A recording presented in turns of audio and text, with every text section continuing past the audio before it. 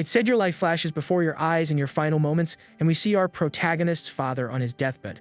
The man asks Shuichi to look after his mother and sister, then recalls his mom giving him a snack. She mentions getting a new job, telling him to just focus on his studies before we see his little sister with a lollipop. Advising her to always listen to their mother, the scene cuts to his school, where a bully stumps on his snack. The bully then questions why the young man dared to show up at school while his friends restrain a girl. Next, the aggressor screams at our protagonist, telling him he's far too weak to play the hero. The girl he tried to shield tells him he shouldn't have injured the bullies and to just watch out for himself. In that moment of distraction, a speeding truck barrels toward him, its horn blaring loudly. The young man is completely frozen, unable to process what's happening as the vehicle draws nearer. A moment later, his umbrella is swept away, and he wonders if this is truly how he's meant to go. Lying on the ground in a pool of red, the boy realizes his end has truly arrived. Before departing, he thinks of his mother and his sister Azusa, just as a strange light begins to envelop him. He laments his inability to protect them as the blue light links him to a couple on the street. With tears welling in his eyes, the boy is consumed by regret for having been so powerless in his life. He then swears that in another life, he will protect those he loves with his own two hands. His consciousness journeys to another world where he is reborn on the magical continent of Arcanus. There we find a crowd gathered for an event as a man announces the start of the annual divine blessing. He explains that children under the age of 6 must offer their most precious items to the gods. In return, a divine messenger will be sent to sense the child's hidden magical element and grant them an opportunity. A small boy then asks his mother if he can offer his candy, but she insists it must be something of value. To illustrate the point, we see a box holding 2 incredibly expensive and radiant blue jewels. A noblewoman named Lady Blank boasts that the more valuable the offering, the higher the chance of being blessed. Meanwhile, 2 men discuss the Ryan family, who apparently spent their entire fortune just for this blessing. At that moment, a noble family starts walking toward the altar with firm, confident strides. It's the Ryan family, and onlookers murmur that it would be tragic if they weren't blessed after everything. The head of the family, Holt Ryan, thinks to himself that he has placed a massive wager on his bloodline's future. He believes his children, Leica and Louis Ryan, are the brightest and will surely receive a high-level blessing. The priest leading the ceremony calls for the next on the list to present themselves before the crowd. Little Julia Ryan is called, and she walks timidly towards the altar to make her offering. With that, the little girl offers a small golden crown as her most precious possession to the deities. Immediately, a large blue magic circle flares to life on the floor, glowing with stunning intensity. Beams of energy start erupting from the circle, and everyone is astonished by the power being unleashed. Someone in the crowd wonders if this could be the legendary blessing of Kahai, the mighty god of thunder. To everyone's shock, the blessing is level 7, a feat unseen for at least 12 years. Her family erupts in celebration, feeling that with such incredible talent, they have truly been chosen by the gods. The magical energy then begins to slowly fade as the little girl remains in the center of the circle. After all the light vanishes, little Julia is left bewildered, not quite understanding what just transpired. People comment that her offering was the Crown of Thunder, but that item wouldn't cost an entire fortune. A man points out that there is still one child remaining, and the true legendary treasure will be offered by him. The father then turns to his son Lucas, telling him it's his turn, and the boy nods with a confident smile. A servant hands a box to Lucas, asking him to accept the offering held within. Upon opening the box, everyone recoils from the demonic energy radiating from the sword inside. As the boy holds the sword, the spirit of Volcano, the progenitor of magic and god of fire, materializes behind him. His little sister encourages him, telling him to give it his all and secure a powerful blessing. The priest watches the boy approach the altar, musing on his bravery for offering something so valuable. From this, he understands that the head of the Ryan family is truly betting everything on this boy. The boy places the sword upon the altar, and a fiery magic circle manifests with devastating force. Outside, the sky abruptly changes color, the clouds shifting to a menacing reddish tone. The boy's father is dumbfounded, wondering if this could possibly be the legendary level 9 blessing. Inside the hall, the torches illuminating the room begin to burn with an unnatural intensity. An instant later, a colossal wave of fire erupts from the altar, surging toward the terrified crowd. Amid all the heat, young Lucas appears drowsy, as if completely unaware of his surroundings. The demonic sword starts to float in the air, and the boy stares at it, utterly mesmerized. He then notices a small flame flickering in his hand and is confused, not understanding what it is. Suddenly, the flame erupts, engulfing his entire arm and sending the young man into a panic. The reflection of the inferno in his eyes reveals the intensity of the power about to be unleashed. In a flash, the boy's entire body is consumed by the flames, and he begins to scream in agony. He is completely swallowed by fire as the cursed sword floats serenely above him. From within the flames, strange orbs of fire begin to form and drip onto the floor. Following this bizarre event, the sky outside returns to normal, as if nothing had happened. The boy's father asks if the blessing is over and where the divine spirit is gone, his family looking on with concern. His little sister then points toward the altar, urging everyone to look in that direction. Suddenly, a body plummets from the sky, wreathed in blue flames and gray smoke. At that moment, the little girl's lollipop hits the ground and shatters into pieces. Lying on the floor, the boy appears confused and frightened, with no understanding of what happened to him. Seeing her brother in such a state, little Julia begins to sob desperately. Everyone rushes towards him, shouting his name and his family's name in utter despair. His parents kneel at his side, pleading for him to wake up, while wondering how this could have occurred. The priest then declares with a sullen expression that the god of fire has utterly rejected the boy. He explains that Lucas Ryan has been abandoned by the progenitor of magic and will receive no blessing. At this moment, we witness the soul of our protagonist from another world entering young Lucas's body. Meanwhile, in the realm of the fire god, Volcano is seething over what just transpired. He rages that the Ryan family dared to offer the very power that nearly ended his existence. The fire god reveals that the blade still carries the scar from when it struck him, a transgression he will never forgive. A small fire spirit then appears, puffing out smoke as if to mock the situation. His servants praise him, remarking on his mercy for only having burned the child's soul. One of the spirits notices the soul from another world and asks if he should incinerate that one as well. Volcano dismisses the idea, stating he won't waste his time on an insect from an outer world. He then turns his attention to the offering, deciding to examine it more closely. Our protagonist's soul remains trapped in a blue sphere as Volcano observes it from a distance. Within that sphere, our protagonist's soul gazes at an intensely brilliant light shining before him. The scene then shifts to the heavenly spring realm of a martial god, where a powerful figure levitates. This is the martial god, his eyes glowing with a golden energy that signifies his immense power. With a grim expression, the man appears to be steeling himself for a great conflict. His feet radiate with the same energy as he begins to stride across an invisible surface in the air. With that, he surges forward and shatters a dimensional barrier, which splinters like glass. The martial god seems resolved to overcome any obstacle that stands in his way. Using only the force of his steps, he continues to break the barriers separating dimensions. Each stride he takes tears apart the space before him, forging a path into the unknown. Finally, he breaks through the last barrier, arriving in a place filled with stars. There, he confronts a colossal creature with multiple red eyes that governs this strange world. The martial god crosses his arms, questioning if the monster truly intends to block his path. The creature glares back with its terrifying eyes and opens a maw filled with razor-sharp teeth. Without warning, the entity lunges, launching a shadowy attack against the martial god. A blast of dark energy shoots towards him, but the man seems completely unfazed. The monster then opens its gigantic mouth, attempting to devour the martial god in a single bite. But the warrior is far too strong, holding the creature's jaws apart and preventing it from swallowing him. With a furious gaze, the god prepares a counter attack to eliminate the threat once and for all. He channels all his energy into a single punch, striking the creature with his full might. The blow is so immense that a brilliant explosion of golden light completely obliterates the monster. After vanquishing the creature, the martial god allows himself a satisfied smile at the battle's outcome. At that moment, a massive wormhole tears open in space, forming a portal of blue light. The man stands before the portal, observing the vast power that emanates from within. A confident smirk plays on his face as he seems to prepare to step through the portal. He then remarks that this source of power is nothing particularly special after all. Suddenly, a small golden light appears in the void and rapidly speeds toward him. It's a muscular fairy flying towards him while crying and shouting for her master. The martial god catches her in his palm, asking why his attendant spirit is interrupting him. He then senses a strange disturbance and realizes his old partner Rek D has just been destroyed.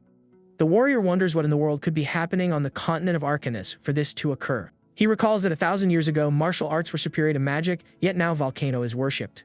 The fairy retorts that if he weren't so obsessed with martial arts, that pathetic god would never have risen to power. The man replies that regardless, spreading the way of martial arts is a heavy burden to bear. A small flame appears, and he admits he has no interest in developing it, but he has a duty. He feels compelled to pass on his knowledge so that the martial arts will not vanish. For that reason, he states that a small being like himself must remain ever devoted to training. He then turns and begins walking toward an intensely bright, white light. His consciousness condenses into a tiny point of light, journeying through the void of deep space. Suddenly, our protagonist, who is unconscious, hears a voice and wonders if he somehow survived. He then opens his eyes to find himself in a completely new situation, unable to grasp what is happening. In his mind's eye, our protagonist sees himself surrounded by the martial god's numerous muscular faces. Wearing a headband, the young man is completely bewildered, failing to understand any of it.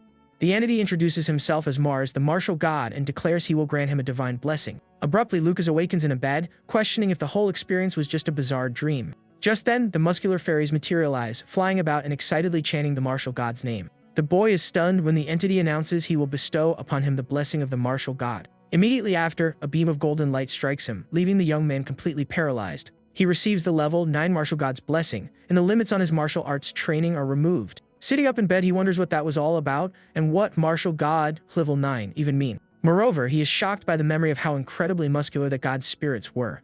The young man is baffled, wondering what is going on, since he should have perished. He recalls the truck accident and cannot comprehend why he is still alive after everything that happened. With wide eyes, he begins to connect the dots and understand his new reality. Suddenly, a torrent of memories from the original Lucas Ryan floods his mind all at once. The young man breaks into a nervous laugh, wondering if the gods are merely playing a cruel joke on him. He realizes he has been reborn into a world of magic as a boy forsaken by the gods. He thinks about his mother and sister, realizing they will now live on his insurance payout. Looking down at his hands, he still doesn't grasp the meaning of the martial god's blessing or martial arts. In this moment of confusion, a pink and white lollipop mysteriously rolls into his room. The boy turns toward the door, curious about who might have left the candy there for him. At the doorway, a little blonde girl calls to him, her eyes filled with tears and her expression deeply sorrowful. We get a close-up of her face as tears stream down her cheeks while she sobs uncontrollably. She then dashes forward and leaps onto the protagonist, who embraces her. She cries out that he's finally awake. The little girl explains that she overheard people saying he would never wake up, which made her incredibly worried. With a comforting smile, the young man reassures her that everything is fine, thinking to himself this must be his new sister, Julia. He then remembers his former sister, Azusa, and imagines the depth of her sadness at his passing. Because of this, he vows to protect the precious people in this new life, counting on the martial god to help him. Outside, the sun shines brightly on a pot of yellow flowers, symbolizing a new dawn of hope. The scene then cuts to an altar where a grand and imposing statue of an angel stands prominently. The statue appears calm and serene, but suddenly a strange aura begins to permeate the area. A dark liquid starts to trickle from the statue's eyes, resembling tears of blood. Soon after, the entire statue is coated in this substance and a malevolent figure materializes. A mysterious woman declares that the presence of that detestable man has finally vanished from the world. She then muses on whether he has passed on or simply abandoned this world for good. With a snake emblem on her chest, the woman laments that she now has very little power remaining. Her dark hair drifts in the air as she appears to be slowly recovering from her wounds. With a sinister smile, she proclaims that without him in her way, this world will soon be entirely hers. The story then advances 9 years, showing us the opulent mansion of the noble Ryan family. Outside, a young man whistles while dabbing sweat from his face with a white handkerchief. This is Lucas Ryan, now a young adult, who notes that the weather has finally cleared and Julia must have finished her practice. The protagonist decides to find his sister, but a thorny vine shoots out in his direction. He immediately senses the danger and braces for the surprise attack coming from his side. At that moment, the thorny whip ensnares him, immobilizing him in the middle of the garden. The young man grumbles in annoyance, thinking that only one person would pull such a childish prank. A moment later, his half-brother Jeremy appears holding a staff, revealing himself as the attacker. Jeremy greets him with sarcasm, as a nearby maid giggles at our hero's predicament. The blonde then warns him that this backyard is exclusively for the mages of the Ryan family. The thorns then constrict further around the young man's body, causing him significant pain. With a cruel smirk, Jeremy threatens to break a few of his ribs to teach him a lesson. But to the aggressor's astonishment, our protagonist simply lets out a bored yawn, leaving him confused. The young man then points out that his sister is finishing her magic training and will be back any moment. With a serious glare, he warns him to release him if he doesn't want to be fried by her lightning. Jeremy becomes flustered, calling him a coward for hiding behind his sister and claiming he isn't afraid of lightning. In that very instant, a bolt of purple lightning descends from the sky, striking him with a powerful electric shock. The boy is left completely charred as the maid screams in terror for her master. The protagonist then glances back to see his sister Julia approaching, her magic staff in hand. Her pink staff, adorned with cat ears, still crackles with purple sparks, showcasing its immense power. Julia, now older, warns him that if he bullies her brother again, she will not go easy on him. With an angry expression, she pouts, making it clear she is not playing around. She then turns to the protagonist, assuring him she will remove those vines immediately. With Julia's magic, the thorny vines crumble to the ground and slowly disintegrate into dust. At that, the protagonist affectionately pats his sister's head, and she gives him an adorable smile. The young man then turns to his half-brother, asking if he has finally learned his lesson about messing with him. His face flushed with rage, Jeremy just mutters incoherently, unable to form a response. Immediately after, he and the maid flee with their tails between their legs, terrified of the girl. Our hero remarks that she went quite easy on him with that last shock, as he appears to be perfectly fine. The young woman then asks why he didn't fight back, reminding him that his strength is a secret between them. The protagonist smiles, adding that besides, she is always there to protect him from any harm. With a confident grin, he shows he is merely teasing his beloved little sister. 9 years have now passed since his reincarnation into the body of young Lucas Ryan. He recalls that on the day he awoke, his father came to visit him, leaning on a wooden cane. At that time, the young man was certain he would be disowned for failing to meet their expectations. But to his astonishment, his father embraced him, saying he was just happy that he had woken up safely. The protagonist explains that Holt Ryan is the leader of a renowned order of knights within the kingdom. Because of this, he is rarely home to see his children, but he remains a loving father to them. When Holt learned he was training in martial arts, he sent him a letter containing some information. It mentioned that the family archives held several old tomes on martial arts for him to study. With that, young Lucas ventured into the archives with a candle to seek out the books his father had mentioned. Thanks to that letter, the young man was able to set a bold and ambitious plan for his future in motion. Back in the present, someone outside the mansion is shouting, calling for young Master Lucas. Two maids complain that Lucas, despite his youth, runs off every day to some unknown location. One of them reassures the other not to worry, as he'll be expelled for his lack of magic just before they feel a tremor. They wonder if someone is practicing earth magic, oblivious to its true source. The scene cuts to the protagonist, who is training by punching a solid stone wall with immense force. We then see young Lucas inside a cave he personally excavated to train in secret. He reveals that the hideout is located directly beneath his room, and that he built it with his own hands. The young man explains that he spent 6 months digging out the space, dividing it into 4 distinct areas. A study area, a storage space, a training ground, and a makeshift bathroom with an inexpensive tub. Ever since completing the training area, he has practiced in secret every day to grow stronger. After another day of grueling training, the young man prepares to soak in his medicinal bath. The purple water splashes about with spectral forms rising from it, indicating its powerful properties. He relaxes in the tub, noting that the medicinal bath is the most effective method for martial arts training. The young man recounts that 3 years have passed since he began training with the chaotic tempering technique. As a result, he is now so durable that magical attacks of level 5 or below cannot even scratch him. The protagonist states that his defense is finally solidifying, and it is now time to concentrate on his offense. He then retrieves his katana, preparing to test his skills against a training dummy. With a firm grip on his blade, he focuses his intent to deliver a powerful and precise strike. In the blink of an eye, he lunges forward, attacking the dummy with lethal and astonishing speed. His eyes reflect the determination and power he has cultivated over these years of training. In addition to the sword, he is also a master of other weapons, such as the spear shown in the image. With his spear, the protagonist surges forward, delivering a mighty blow against the training dummy. The dummy is then assailed by a barrage of swift, precise attacks that completely overwhelm it. As a result, the training target is utterly destroyed, collapsing into pieces on the cavern floor. He reaches level 4 in his technique and decides to spend some time training his fists. The young man reflects that while his skills have greatly improved, something continues to bother him. He knows that martial artists eventually reach a plateau, and the only way to surpass it is through enlightenment. But this so-called enlightenment is so elusive that most practitioners give up along the way. Lucas then positions himself before a stone pillar, declaring that his path will be very different. The young man takes a deep breath, concentrating all his energy to unleash a powerful strike on the pillar. With a determined gaze, he prepares to demonstrate the fruits of his arduous training. He then smashes his fist with all his might into the massive stone pillar before him. The impact is so immense that the pillar shatters into 1,000 fragments, creating a large cloud of dust. Amidst the debris, the young man observes the outcome of his power with a confident expression. His fist technique reaches level 5, demonstrating his ever-growing strength and skill. The protagonist then realizes that his levels only increase, and for him, there is no upper limit. This is due to the divine blessing he received, which allows his abilities to evolve without end. Suddenly, a clock on the wall begins to chime, signaling that it is nearly midnight. He remembers that his father, Holt, returns home tonight, and they are scheduled for a family dinner. The scene then cuts to a window of the mansion, revealing that night has already fallen. Now fully dressed, the young man walks down the corridor toward the mansion's dining hall. Upon opening the door to the hall, the protagonist finds his family assembled for the special dinner. His father, Holt, notes that it's been half a year since they last saw each other and invites him to take a seat. With a smile, the young man agrees and makes his way to his place at the grand dining table. The patriarch announces that Allen Academy is establishing a martial arts department and that he has already been enrolled. The man encourages him, acknowledging the difficulty but expressing faith in his son's potential to pass the exam. The protagonist offers his thanks while his sister, Julia, eats calmly at his side. The young man thinks that he must grow stronger to protect what's important, but without attracting undue attention. Gazing at his hand, he contemplates how he will balance his power without causing problems. His sister then raises her hand, declaring that she also wants to attend Allen's Magic Academy with him. Her father says she is too young, but the girl counters that the elite class has no age restriction.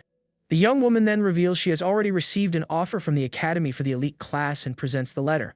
Intrigued, the man takes the letter to confirm if his daughter's claim is true. He praises the girl, remarking that her reputation as a prodigy has reached the renowned Allen Academy. Our protagonist's sister is beaming with joy, while Jeremy looks on with intense jealousy. The blonde wonders why Lucas is receiving special treatment and how this will affect his own standing.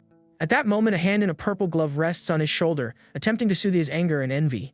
The woman tells him to remain calm, and the young man is slightly startled by the unexpected touch. With a serene look, she advises him not to concern himself with our hero's situation. This is Jessica Ryan, Jeremy's mother, who adds that there's no guarantee Lucas will even pass the exam. A malicious smile plays on her lips, suggesting she is plotting something against the protagonist. A week later, the day of their departure arrives, and the family gathers at the gate to say their goodbyes. The mother of Lucas and Julia tells them to take care of themselves, promising to visit with their favorite pudding. She then gives them each a gold coin, reminding them not to forget their good luck charm. The coin belongs to the Buon dynasty, which unified the world approximately 10,000 years ago. Their father explains that the coin features the first emperor, Mars, on the front and his weapon on the back. The protagonist immediately recognizes the face of Mars as the muscular spirit who had blessed him. His parents urge him to keep the coin on him at all times as a charm for good fortune. The young man feels incredibly fortunate to have had a wonderful family in both his past life and this one. With that, the two siblings bid farewell to their family and embark on their journey to the academy. A few hours later, the coachman announces that the sun is setting and they will make camp for the night. Night descends and a full moon illuminates the clearing where the group has decided to spend the night safely. The coachman, Forden, states that if they leave early, they will arrive in Daku, the academy's location, the following day. Julia grows excited at the news and asks if there is anything interesting to do in the city of Daku. Forden replies that the city is renowned for its annual magical dodgeball tournament held in the spring. He also mentions that the area is a foodie's paradise, boasting many delicious local cuisines. The girl's mouth begins to water, and her brother teases her, pointing out that she's even drooling. Suddenly, the protagonist senses something amiss in the air, and his expression turns serious and alert. His heightened senses detect 12 horses and 13 individuals approaching at great speed. The young man then asks Forden if this area is known for having bandits. He believes his technique has sharpened his senses and is certain he isn't imagining things. The protagonist then realizes he must be cautious as they are outnumbered in the forest. With that, he warns that a mysterious group is approaching quickly and everyone needs to prepare. Forden and the others are confused, unable to hear anything beyond the ambient sounds of the forest. Despite the uncertainty, one of the guards readies for combat, drawing his sword with a firm grip. Forden then yells for his men to arm themselves and prepare for the imminent battle. The coachman is unsure of the source of the young man's information, but prefers to be safe rather than sorry. At that moment, a group of bandits on horseback bursts from the woods, charging toward them at high speed. One of the guards is stunned, unable to believe the bandits actually appeared just as the young man predicted. The bandit leader celebrates finding more prey, while one of his men praises the chief for being right. Another one remarks that the little girl will fetch a good price and the boy will be popular with certain clients. Forden confronts them, demanding to know if they have any idea of the consequences of messing with nobility. The bandit leader is unconcerned and orders his men to eliminate everyone except the two youths. As the enemies advance, one of the guards shouts that he will provide cover for Forden in the fight. A bandit with a cruel smile raises his sword, preparing to strike down the family's guards. A moment later, swords clash, the sound of steel ringing through the dark and quiet forest. One of the mounted guards manages to impale a bandit with a spear and a clean strike. Seeing his man fall, the bandit leader's expression twists into one of pure rage. Forden also demonstrates his skill, his sword becoming stained after felling several enemies. With a determined look, he turns to Julia and tells her to leave the rest to him. He then charges at the remaining bandits with all his might, displaying immense bravery in the fray. Forden urges the young master to take Julia and flee as quickly as possible to ensure their safety. Suddenly, the protagonist hears a cry of pain, and his expression instantly darkens. One of the bandits unleashes fire magic, incinerating the family guards with a powerful fireball. The bandit leader reveals himself to be a mage, and Forden is horrified to see fire magic in action. The coachman then screams for the two youths to run into the forest while he creates a diversion. But in a moment of carelessness, Forden is struck by a decisive blow and crimson liquid erupts. Seeing his friend wounded, our protagonist cries out Forden's name in utter despair. Surrounded by bandits, the injured coachman kneels on the ground, his strength to fight completely gone. The bandit leader then threatens him, vowing to burn him for having taken out his comrade. Even injured, Forden pushes himself to his feet, swearing to protect the young masters even if it costs him his life. Lucas knows Forden is outmatched and decides he can no longer conceal his true power if he is to protect him. He remembers the coachman's kindness and realizes he has become like family to him. With a clenched fist, the young man tells his sister to hide, as the situation has grown far too dangerous. He then declares with a determined gaze that he is joining the battle to aid his friend Forden.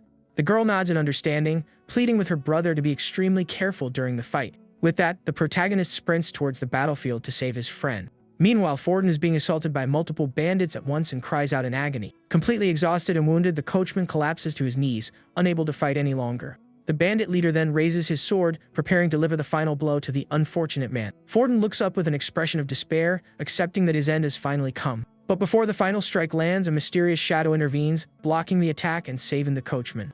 The bandits are stunned by the interruption, wondering what just appeared before them. Next, projectiles of golden light streak through the air, striking the bandits with deadly accuracy. Each shot hits the enemy squarely in their vital points, felling them instantly. With that, the remaining henchmen are defeated in a flash by these mysterious light-based attacks. The camera then reveals our protagonist's hand, glowing with a radiant golden energy. He remarks that training was a good idea, as dealing with weak bandits is incredibly easy. The bandit leader becomes enraged upon seeing his men defeated and demands to know who is responsible. With sweat pouring down his face, he realizes all his companions were taken down in an instant. He then raises his magic staff, deciding to unleash all his fury on the poor coachman. With that, an enormous fireball is launched toward Forden, intended to finish him off for good. With no strength to evade, the coachman accepts his fate, finding peace in the knowledge that the youths will survive. A smile on his face, he thanks the heavens for the opportunity to have protected the two of them. But our hero materializes in front of Forden, extending a hand to intercept the fireball. He then leaps, and with a swift motion of his hand, redirects the attack far into the distance. Forden is speechless, and with tears in his eyes, he cannot believe what he has just witnessed. With a trembling voice, he calls out to the young master, unable to comprehend how he managed such a feat. The bandit leader is also perplexed, wondering how his fireball was simply nullified. Despite this, he does not give up and prepares to cast another spell against our hero. But the protagonist, his eye glowing, confidently declares that the bandit is already finished. In the blink of an eye, the protagonist rushes forward, landing a luminous punch on the bandit leader. The blow is so powerful that the man is sent flying, and a shockwave ripples through the area. Forden is aghast at the scene, asking the young master how he was able to do that. With a victorious grin, the young man replies that he seems to have a natural gift for martial arts. The coachman begins to weep with emotion, witnessing how incredibly strong the young master has become. Suddenly, he senses something strange, and both of them become alert to a new threat. Amidst the smoke and dust, a dark and sinister presence begins to take form. A skeletal creature with razor-sharp claws and a purple aura rises from the bandit's ashes. Its grotesque skull and glowing eyes reveal it to be a creature of pure malevolence. With a horrifying roar, the monster bares its sharp teeth and prepares to strike. The creature shrieks that it will destroy them both, glaring with eyes full of hatred and fury. The monster repeats its threat, readying itself to launch a deadly assault against them. Our protagonist remains on high alert, realizing he must deal with this creature as swiftly as possible. He decides he cannot allow Julia to see the monster and must eliminate it on his own. The creature then lashes out with its sharp claws, attempting to tear the young man to shreds. But the young man is quicker, deftly dodging the blow by leaping over the creature. He then descends with a powerful punch of light aimed directly at the monster's head. The protagonist watches the blow connect, hoping it was enough to defeat the creature. His hand glowing with a purple energy, he prepares for a potential counterattack. But suddenly, a wave of dark red energy surges toward him with immense force. All at once, dark chains shoot up from the ground, ensnaring the bodies of the fallen bandits. The creature then absorbs the corpses, transforming into an even more grotesque and powerful monster. On its forehead, a purple symbol depicting a snake glows intensely, revealing the source of its power.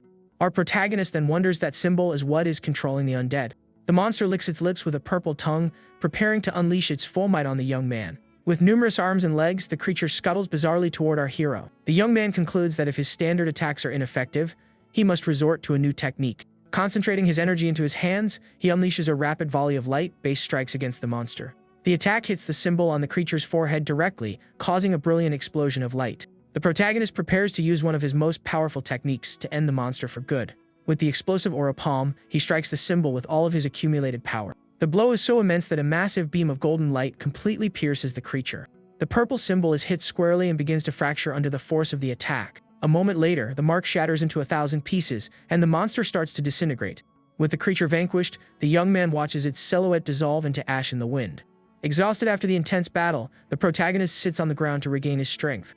He lets out a sigh of relief, thankful he was able to defeat the monster and protect everyone. His sister Julia then rushes to his side to check if he's okay after the difficult fight. She leaps into his arms, congratulating him for defeating all the bandits by himself. Forden, who had watched everything from afar, is left completely stunned, unable to process what happened.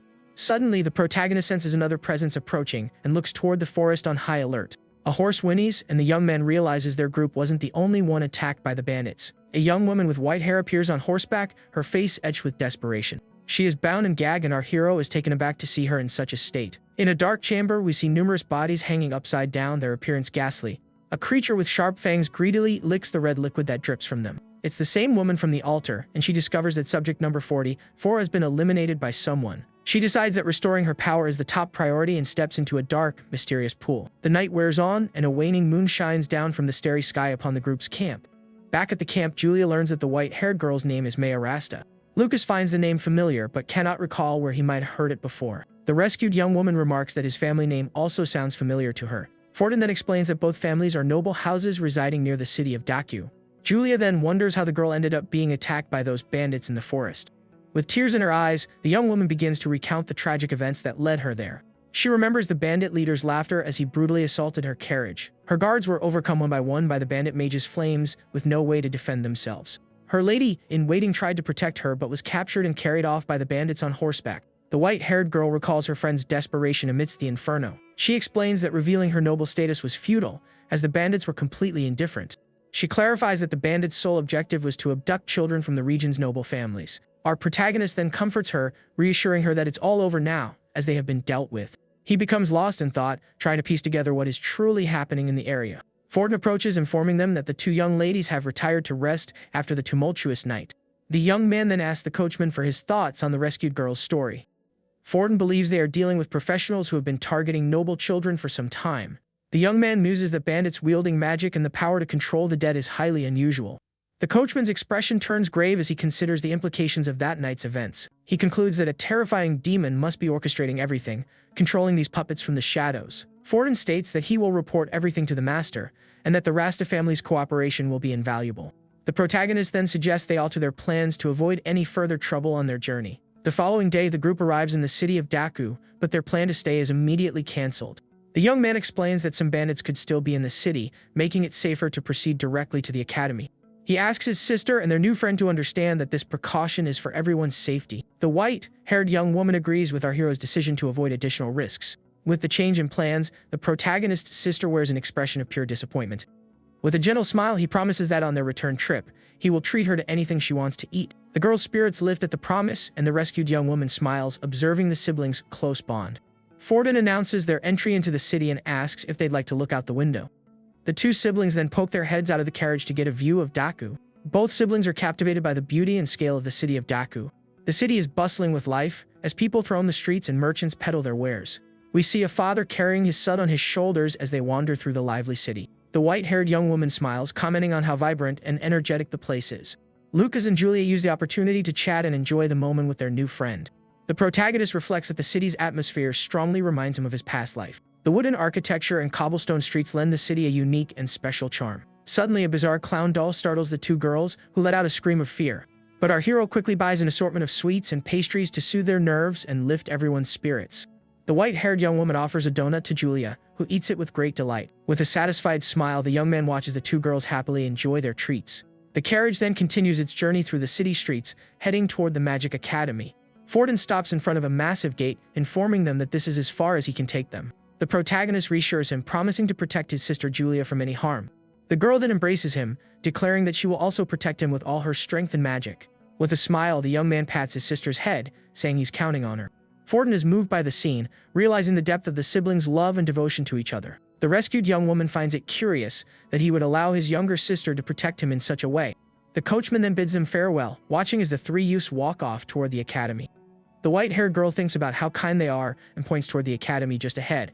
The protagonist smiles, reflecting on his good fortune in meeting these two on his journey. The white-haired girl is also happy, blushing as she thinks about how much they've helped her. Suddenly, the young man remembers something, and Forden materializes beside him to clarify the situation. The coachman reveals that the young woman, Maya, was once our protagonist's fiancée when they were children. However, after the divine ritual, the engagement was dissolved because he lacked any magical talent. Allen Magic Academy is one of the three most prestigious schools in the Carmina Empire, located in Daku. Freshmen undergo an examination 1 year after enrolling to be sorted into various departments. There are also exceptions for extraordinary students who may graduate earlier than their peers. Any student who passes the certification exam can graduate without completing the full 6 years. The two siblings then observe the other students preparing for the admission exam. Julia feels a pang of sadness, wishing she could take the exam alongside her newly made friend. The young man explains that she has already completed her exam and is now safely with her family. He encourages her to focus on their own exam, promising they can see each other every day if they all pass. Julia's beauty draws attention, and people wonder aloud if she is also there for the exam. They comment that she looks no older than 12 and that her brother is also quite handsome. One of the young men remarks with envy that he wishes he had such an adorable little sister. Suddenly, a woman with purple hair approaches, catching little Julia's eye. She introduces herself as Mina, the vice president of the student council at Allen Magic Academy. With a smile, the woman asks if the little girl snuck in to follow her older brother. Julia firmly denies it, proudly stating she is there to take the admission exam with him. The woman wonders if this could be the same girl who received the offer for the elite class. With a knowing smile, she realizes the young girl is indeed a prodigy and will make an excellent student. She then kneels down, asking if she is Julia from the esteemed noble Ryan family of the region. Surprised, the girl asks how she so easily knew her name and that of her family. Mina invites her to the registration area, completely overlooking our protagonist. Little Julia then speaks up, pointing out that her brother also needs to register for the admission exam. Mina is embarrassed, realizing she had completely forgotten about our hero standing right there. The young man then begins to mock mages, remarking that coming to a magic academy is utterly ridiculous. He thinks to himself that mages believe they are superior, but to him, they are nothing more than insignificant bugs. Losers like Jeremy and that bizarre monster are no match for his overwhelming power. The young man grumbles that he is only wasting his time here because of his parents' good intentions. The student council member realizes he was speaking aloud and becomes flustered by the situation. Mina apologizes for the oversight and calls him by name to confirm his identity. Lucas then realizes he has become the center of attention and tries to mask his irritation. Mina invites them to accompany her, offering to show them to the examination hall. The protagonist is pleased to notice she is one of the few who doesn't look at him with prejudice. The group soon arrives at a vast hall where a large crowd of students is already assembled for the exam. Using magic, Mina distributes emblems and instructs everyone to register with a council member. She explains that the exam number is on the emblem, which must be worn throughout the test. The exam consists of 3 parts measuring magical potential, testing elemental compatibility, and assessing destructive power. Our protagonist inquires if the process is identical for the martial arts department. The young man mutters to himself, thinking they were too lazy to design a specialized test. With that, he cracks his knuckles, preparing to show everyone the true power of a martial artist. He resolves to demonstrate the might of martial arts and shatter their preconceived notions. An instructor announces the start of the test, directing students to place their hands on the magical orb. When it's our hero's turn, the instructor eyes him with a look of pure disdain and contempt. The man is stunned by the result, declaring it a once-in-a-millennium phenomenon. The young man's magical potential is 0, and the hall erupts in ridicule. He lets out a weary sigh, thinking he is reliving the same ordeal from his childhood. Next, a girl with purple hair places her hand on the sphere of light to measure her potential. The other students gasp as a purple light emanates from the magical sphere. The color purple signifies a potential of 7 out of 10, marking her as a first-class student. Our protagonist doesn't understand the excitement. To him, it's nothing particularly special. He then shouts to his sister, encouraging her not to hold back and to show everyone her true power. The girl grips the sphere with both hands, concentrating to unleash her energy. The sphere begins to glow with an intensely brilliant golden light, blinding everyone present. A beam of golden light shoots up to the ceiling of the hall, leaving everyone awestruck by the display of power. The other students are in disbelief, unable to accept what they are witnessing. A number 10 materializes in the light, indicating the girl possesses the absolute maximum magical potential. Everyone is mesmerized by the young girl's talent, hailing her as a prodigy among prodigies. After the test, the girl smiles, pleased with her result, and looks at her brother with pride. She bounds over to him, asking if she was incredible during the potential test. The young man praises her, saying that one day, with her talent, she will become a great archmage. 2 envious students begin to mock our protagonist, but are quickly shushed by a friend. The protagonist thinks to himself that everything is proceeding as planned, and it isn't worth starting a fight. He realizes that as long as Julia's talent shines brightly, he can enjoy a peaceful school life. All his hard work to enhance his sister's talent is finally bearing fruit. He had used the mage's consecration, ability to amplify the girl's magical potential. The instructor announces the second test, and the students all make their way to the spirit cabin. They enter a grand hall with a glass ceiling that bathes the entire space in light. Hand in hand, the 2 siblings walk toward the location for the next phase of the exam. The compatibility testing area is a large hall featuring several blue pillars in its center. Numerous elemental spirits flit about the hall, showcasing a wide diversity of magical powers. The other students are amazed by the variety of spirits present in the room. The moment little Julia enters the hall, all the spirits begin to flock and circle around her. With a smile, the girl interacts with the spirits, who seem to genuinely enjoy her presence. One of the students complains that he was unable to attract a single wind spirit. Our protagonist smiles, knowing his sister possesses maximum compatibility with all the elements. He thinks to himself that his special ability is safely and effectively boosting the girl's potential. The instructor announces Julia's score as 9.6, the highest among all the students. With this result, the girl finds herself surrounded by gazes of both admiration and envy. Other students praise her and ask to be her friend, but she becomes overwhelmed by the sudden attention. She then runs and clings to her brother, seeking comfort and protection in his embrace. The protagonist comforts her, asking what happened to make her so frightened all of a sudden. The girl explains that everyone's stares are making her scared, and she hides behind him. The young man explains that as a genius, she will have to get used to receiving such attention from now on. He advises her not to worry about others and to gradually accustom herself to the spotlight. The young girl then smiles, declaring she needs to become stronger so she can protect her older brother. The protagonist realizes he needs to work on strengthening his sister's mental fortitude for the future. Meanwhile, 2 students discuss little Julia's astounding performance on the exam. One of them remarks that her brother is useless, noting his compatibility score was 0. They recall how, when our hero entered the hall, all the spirits had fled from him. The spirits had appeared to feel a deep sense of disgust and repulsion in the young man's presence for some unknown reason. One of the students also mentions a strange incident that occurred after the second test. He recounts seeing one of the fire spirits' arms tear itself off, an event that nearly scared him to death. His friend dismisses it, saying the spirits are tiny and he must have been seeing things. Our protagonist overhears their conversation and becomes pensive about what they are discussing. He can't believe there was a witness to what had transpired during the second exam test. The young man remembers that the fire spirits were particularly nasty to him due to their connection with the fire god. As the test concluded and he was about to leave, he had offered a small warning to the spirits. The protagonist recalls one of the fire spirits angrily spitting fire directly at him. He thinks to himself how childish it is to hold a grudge over something that happened so long ago. The young man then picks up a small pebble from the ground, clenching it firmly in his hand. With a swift motion, he flicks the stone at the spirit, hitting it squarely and knocking it down. The young man declares that a mere servant of the fire god has no right to act superior to him. Taking his sister's hand, he invites her to join him for the final test of the admission exam. The girl says everything will be fine as long as he doesn't use his full strength in the test. With a reassuring smile, he tells her he plans to let her protect him, as always. The site for the destructive power test is a large arena dotted with numerous metal dummies. The dummies are crafted from a special, gleaming metal designed to withstand the students' attacks. The two siblings then walk toward the arena for the final stage of the admission exam.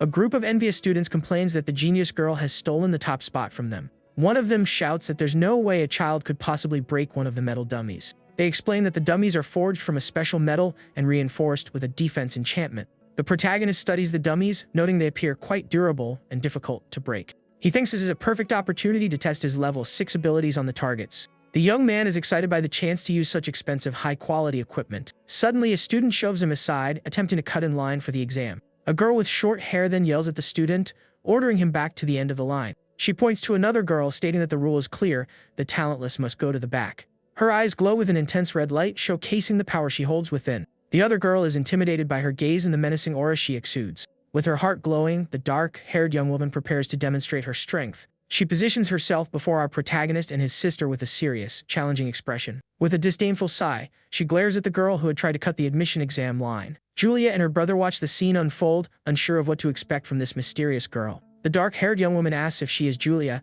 the girl who scored a 9.6 on the test. Her eyes blaze with a frightening intensity as she stares down little Julia with contempt. Frightened, the little girl hides behind her brother, calling his name in a trembling, scared voice. She tells the protagonist that the girl in front of them is extremely scary and intimidating. The young man then turns to the dark-haired girl, asking who she is and what she wants with them. She introduces herself as Awoke Miranda, granddaughter of the powerful and influential Duke Miranda. The protagonist recognizes the Miranda family crest, marking them as one of the Empire's 3 great families. Our hero's mother, Catherine, also hailed from the Miranda family, a lineage of legendary mages. This means the young Awa is the daughter of his mother's younger brother, making them cousins. The girl is confused, wondering what he is talking about, as she has never heard of him. The young man then clarifies that they are cousins and asks her not to glare at him in such a manner. Awa becomes furious, having never been told of a cousin, and calls him a rude and arrogant person. She swears she will humiliate him in front of everyone, her eyes flaring with a malicious power. The young woman then prepares to strike our protagonist with a powerful and destructive spell. Awa casts a mind control spell, commanding the young man to strip off his clothes for public humiliation. But the protagonist simply offers a mocking smirk, as the spell has absolutely no effect on him. The dark-haired girl is in utter shock, seeing that her magic failed to work as intended. The young man then taunts her, questioning the quality of the upbringing provided by the noble Miranda family. Awa cannot comprehend how her signature spell failed to control the dark-haired young man. The protagonist provokes her further, stating that her weak magic is useless against a martial artist. At that moment, the instructor calls our hero's name for the next test of the exam. Before leaving, he points to his sister, warning her not to show off too much during her test. Awa then turns her attention to Julia, vowing to steal the top spot from her in the power test. A magical screen displays the student rankings, with Julia firmly in first place. The young man notes that his cousin is in second place and has effectively declared war on his sister. He thinks that for the sake of a peaceful school life, he cannot allow her to take first place from Julia.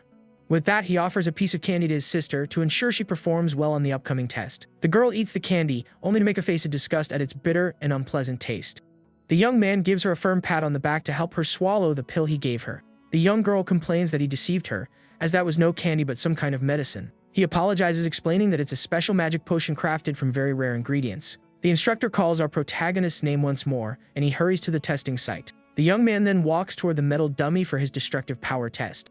The instructor directs number 5 to strike the dummy with all his might for evaluation. The young man informs the instructor that he cannot use magic, a statement which confuses him. He then asks if he can simply strike the dummy to complete the power test. With a confident smile, he prepares to demonstrate the power of his martial arts.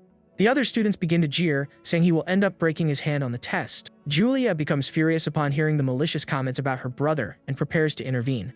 She thinks that if her brother hadn't told her to behave, she would have already taught them a lesson. Awa asks if her brother truly cannot use magic, intrigued by the situation. She recalls her mental magic having no effect on him and finds it difficult to believe. The protagonist's sister proudly defends her brother, declaring him an incredible person. But the dark-haired young woman is skeptical, suspecting she is being deceived by her older brother. Suddenly, a massive crash hit goes through the arena, and everyone turns to the screen in shock.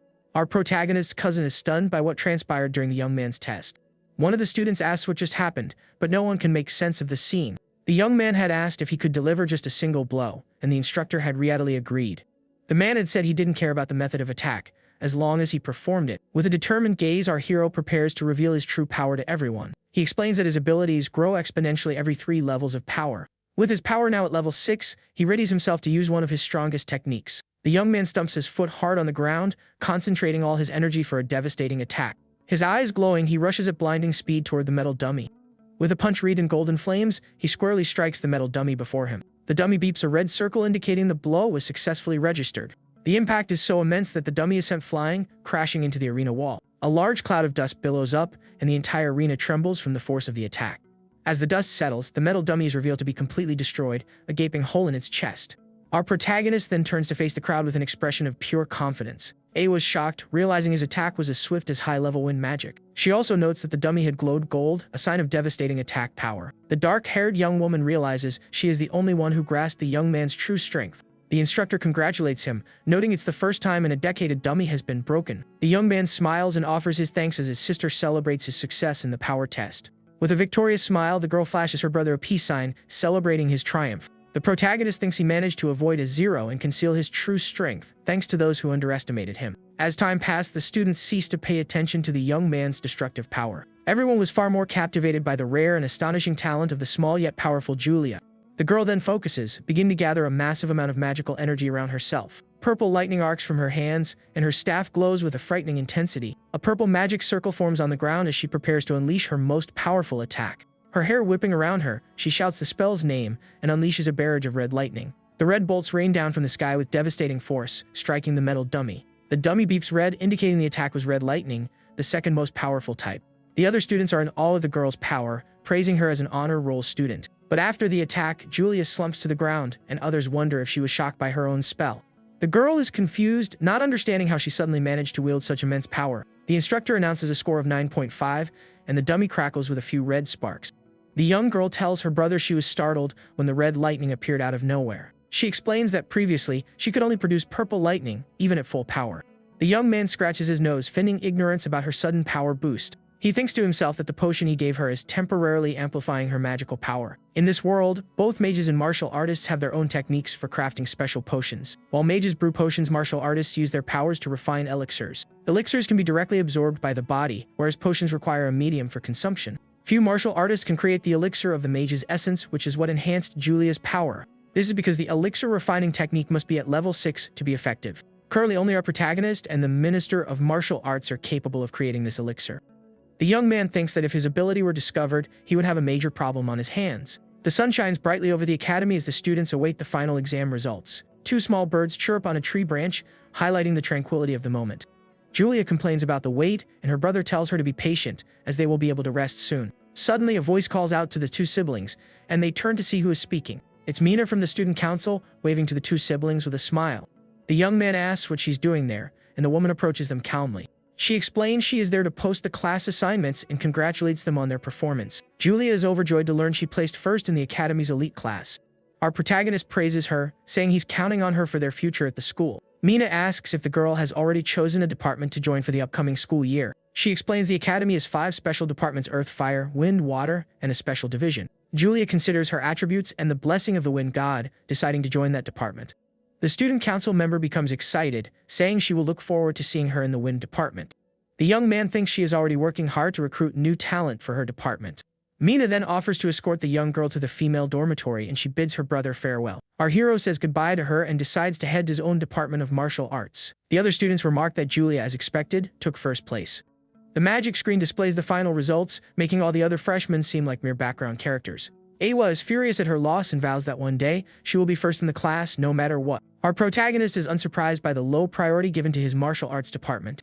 He arrives at the dormitory to find a decrepit building that looks like it's falling apart. With a smile, he thinks that at least the place will be quiet, allowing him the peaceful school life he desires. Suddenly, a young man with white hair appears, greeting him with an enthusiastic smile. He introduces himself as Kai Taroy, expressing his happiness at meeting his new department mate. Kai compliments his strength in the test, but Lucas, while filling out a form, dismisses it as mere luck.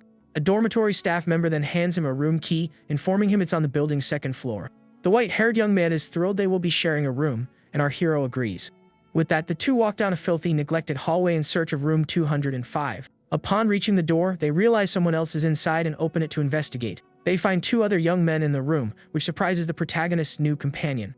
One introduces himself as Collins and the other as Sharp, stating they will be their new roommates. The white-haired young man is in complete shock at the situation and begins to break out in a cold sweat. The camera then reveals the room's deplorable condition with old furniture and heavily molded walls. Kai is disgusted by the filth, demanding to know what kind of infernal, grimy room this is. With revulsion, he covers his face, declaring the room is worse than a pigsty. Suddenly, he is startled by a spider and asks if Lucas seriously intends to stay in such a dirty place. The other roommates assume he is a rich, spoiled boy with a fear of germs. At that, Kai pulls a gleaming gold coin from his pocket, holding it firmly in his hand. The other two young men eye the coin with expressions of pure greed and determination. Kai offers the coin to whoever cleans the room, and Lucas is shocked to see him casually toss away a month's salary. While the others clean, the protagonist reflects that he was never warned he would be living in a garbage dump. His roommate tries to cheer him up, insisting things will get better, but our hero remains highly skeptical. The white-haired young man continues his complaints, comparing the room to a prison cell. Lucas warns him to be careful, as the student council might take action if they overhear his complaints. After a great deal of work, the dormitory building finally appears somewhat more respectable from the outside. The room is now sparkling clean, leaving the two young men very pleased with the result. With a smile, Kai hands over the reward, declaring that as a roommate he will protect them all. The other two are amazed by the reward, and our protagonist also holds his coin. The young man thinks that while his roommate may be arrogant, his generosity makes it hard to dislike him. Just then, the dormitory staff member knocks on the door, announcing he is there to deliver their academy uniforms. He informs them that the entrance ceremony is about to begin and they need to change. Kai is appalled by the tattered uniform, complaining that he will look like a beggar if he wears it. Lucas then mentions the school has a request system for improving student treatment. He adds that they might even be able to request a new, undamaged uniform. Hearing this, Kai excitedly leaps out the window, head to the hall, and the protagonist finds him incredibly naive. The scene then cuts to the academy's main hall, which features a large statue of a witch at the front. Now in his uniform, our hero walks with confidence toward the ceremony hall. His determined expression shows he is ready for whatever the academy throws at him. He then enters the immense hall, which is already filled with students for the entrance ceremony. His roommates find the hall luxurious, but Kai claims his own house is even more impressive. The protagonist scans the crowd for his sister, and Kai points to the front, explaining that the elite sit there. Julie is seated at the front wearing the beautiful white and gold uniform of the elite class. His roommate then informs him that their department's seats are located at the very back of the hall. With a smile, Lucas says he doesn't mind, remarking that the elite uniform suits Julia perfectly. The other students from their department complain about the distant seats, feeling discriminated against. A girl seated next to the protagonist also seems dazed with the situation, observing everything in silence. Suddenly, the hall's candles ignite with a magical, golden flame, capturing everyone's attention. Following this, a massive lotus flower made of fire materializes in the center of the hall in a dazzling display of power. A hand then grasps a small flower of fire, demonstrating an impressive mastery of magic. Floating in the air, a young man declares that the new student should feel honored by his presence. He then introduces himself as the president of the student council and a future great mage. His name is Theodore Folomel, and he announces he will now explain the academy's point system. The other female students are completely captivated by him, commenting on his powerful aura. They hail him as a genius for being a level 6 mage, while the protagonist simply observes.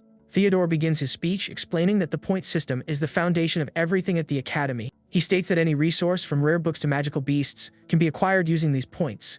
However, points earned through ordinary work are minimal, yielding at most 5 per hour. For this reason, he explains it is more efficient to earn points by participating in departmental events.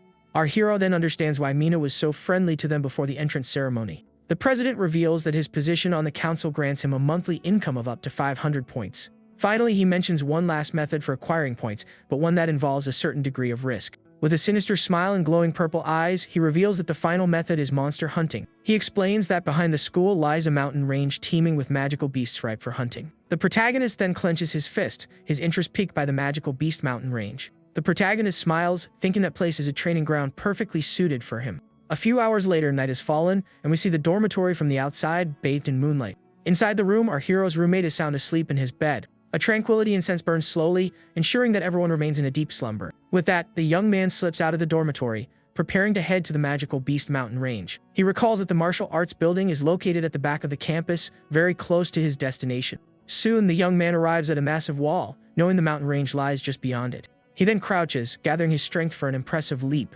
In the blink of an eye, the martial artist soars over the wall with incredible agility. The young man clears the wall, landing softly in the forest on the other side of the campus. As soon as he lands, he is ambushed by several shadowy creatures that attack without warning, but our hero deftly dodges and leaps to attack a giant purple frog with a powerful kick. The creature is taken aback by the young martial artist's speed and strength. With a precise strike, he smashes the monster's horn with all his concentrated force. The impact is so powerful that the creature's horn shatters, causing a large explosion. Thrown to the ground, the giant frog is immobilized, defeated by our protagonist. With that, the young man removes the creature's horn, which he can exchange for points at the academy. He then looks at the giant black, horned frog lying motionless on the dark forest floor. The young man explains that the horns are venomous and highly valuable for crafting magic potions. He needs points to acquire the legendary books the martial god used in his battles. He surveys the mountain range, realizing he needs to quickly pinpoint the monster's locations. With that, the young man activates one of his abilities, and his eye begins to glow with a golden light. Weaves of golden energy radiate through the forest, scanning the entire area for creatures. His ability soon locates a monster with a massive, drooling mouth full of sharp teeth. The creature is a level 1 giant rat with red eyes and a back covered in sharp spines. Without wasting a moment, our protagonist lunges forward, striking the creature with a powerful hand chop. With a cold gaze, the young man simply tells the creature to go to sleep, defeating it instantly. Immediately after, a level 2 bat attacks him, but he fells it with a single, decisive punch. He then faces off against a level 3 magic panther, showcasing his exceptional combat prowess. A series of explosions rock the forest as the young man defeats every monster he encounters. With a smile, he celebrates having gathered a wealth of materials for both his elixirs and for points.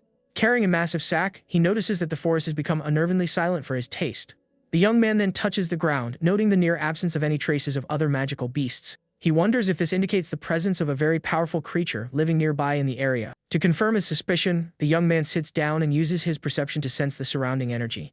His ability guides him down a strange path in the middle of the dark and quiet forest. The path leads him to the entrance of a dark cave from which a powerful energy emanates. From within the darkness, a giant wolf with glowing purple eyes snarls at our hero. But the protagonist is unfazed. With a confident smile, he declares he has finally found his target. The creature attacks him from a distance, but he dodges, realizing it sensed him from a kilometer away. From the cave's entrance, a bluish smoke begins to seep out, signaling the creature's presence. A giant wolf with white fur and red paws emerges from the cave, confronting our protagonist. It is a level 6 fire and ice wolf, and it snarls at the young man with its glowing purple eyes. The young man now understands why the creature is so territorial and smiles, preparing for the fight. Fearlessly, our hero advances toward the giant wolf to begin the battle at once.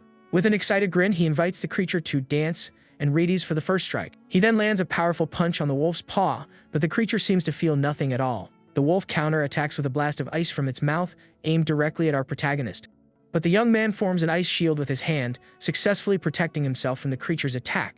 The creature is astonished to see its own ability turned against it by the young man.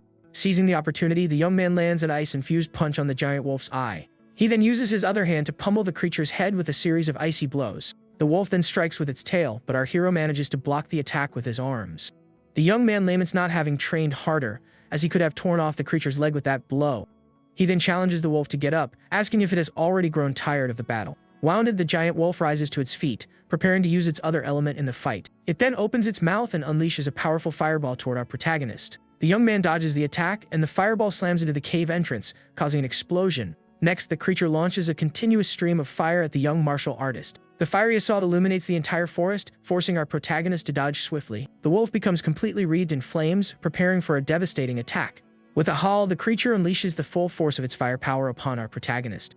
But the young man manages to close the distance and grapple with the wolf, enduring the searing flames. The creature is surprised by the young man's courage, unable to understand how he can withstand the intense heat. His fist glowing with golden energy, the martial artist prepares a counterattack. He then lands a mighty punch on the wolf's chin with all his concentrated force. The blow is so powerful that the creature's jaw is damaged by the sheer impact. Following up, the protagonist launches a blast of golden energy to conclude the battle.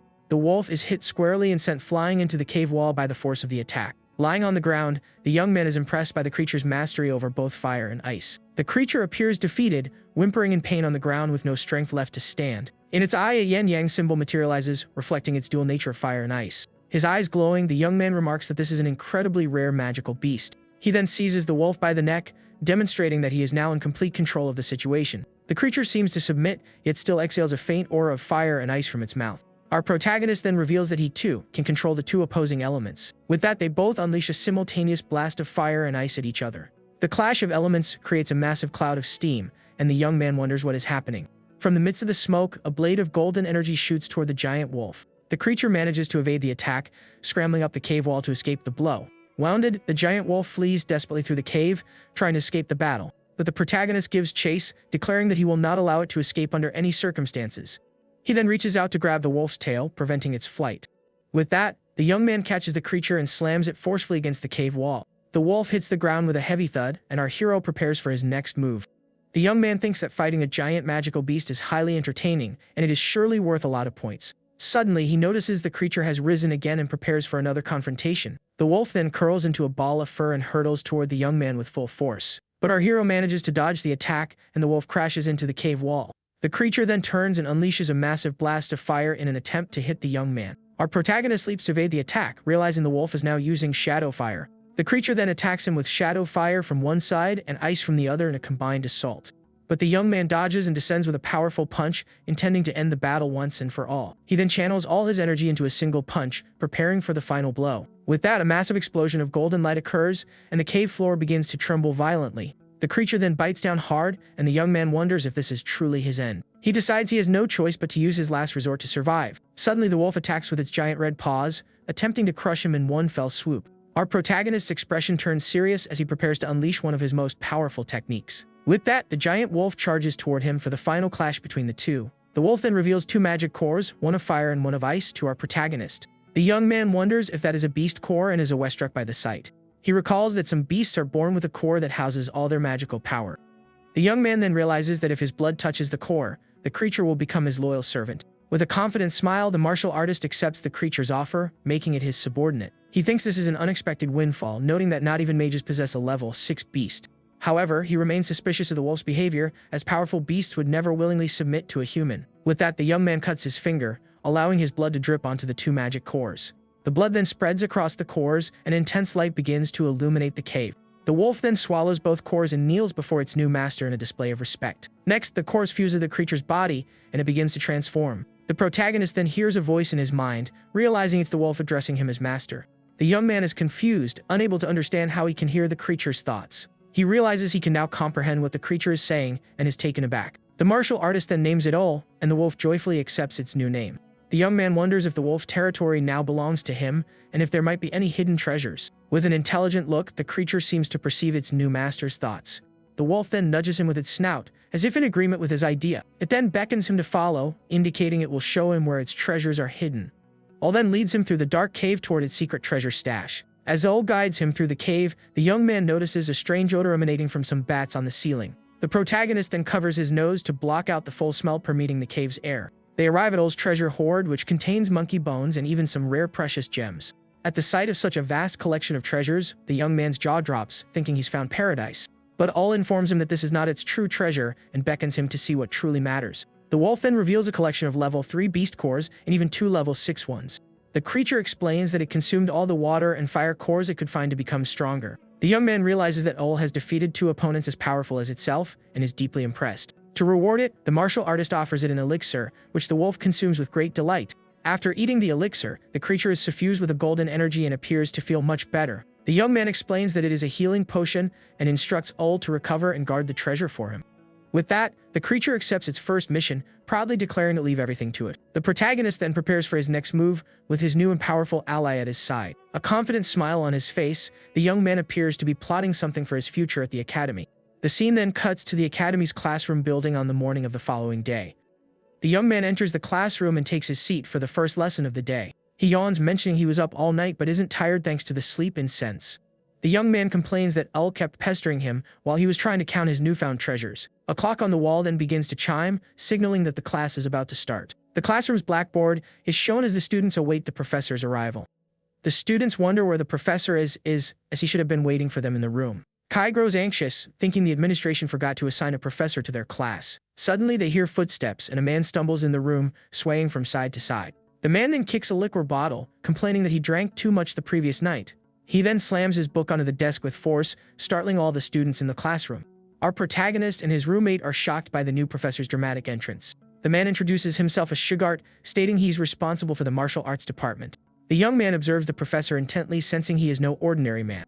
Shugart then writes his name on the blackboard with a piece of white chalk, his hand steady. With a yawn, he picks up his book, preparing to begin the first class of the day. Our hero's roommate is appalled by the professor's appearance and begins to sweat nervously. He cannot believe that this disheveled man is their martial arts professor. Suddenly, the professor shouts, and the sheer force of his voice sends the 2 young men flying backward. Kai rubs his head, wondering why the professor suddenly screamed, and our hero is just as clueless. But the protagonist recognizes the professor's swift movement as that of a highly skilled individual. He concludes that Shugart must be at least a level 5 or level 6 martial artist.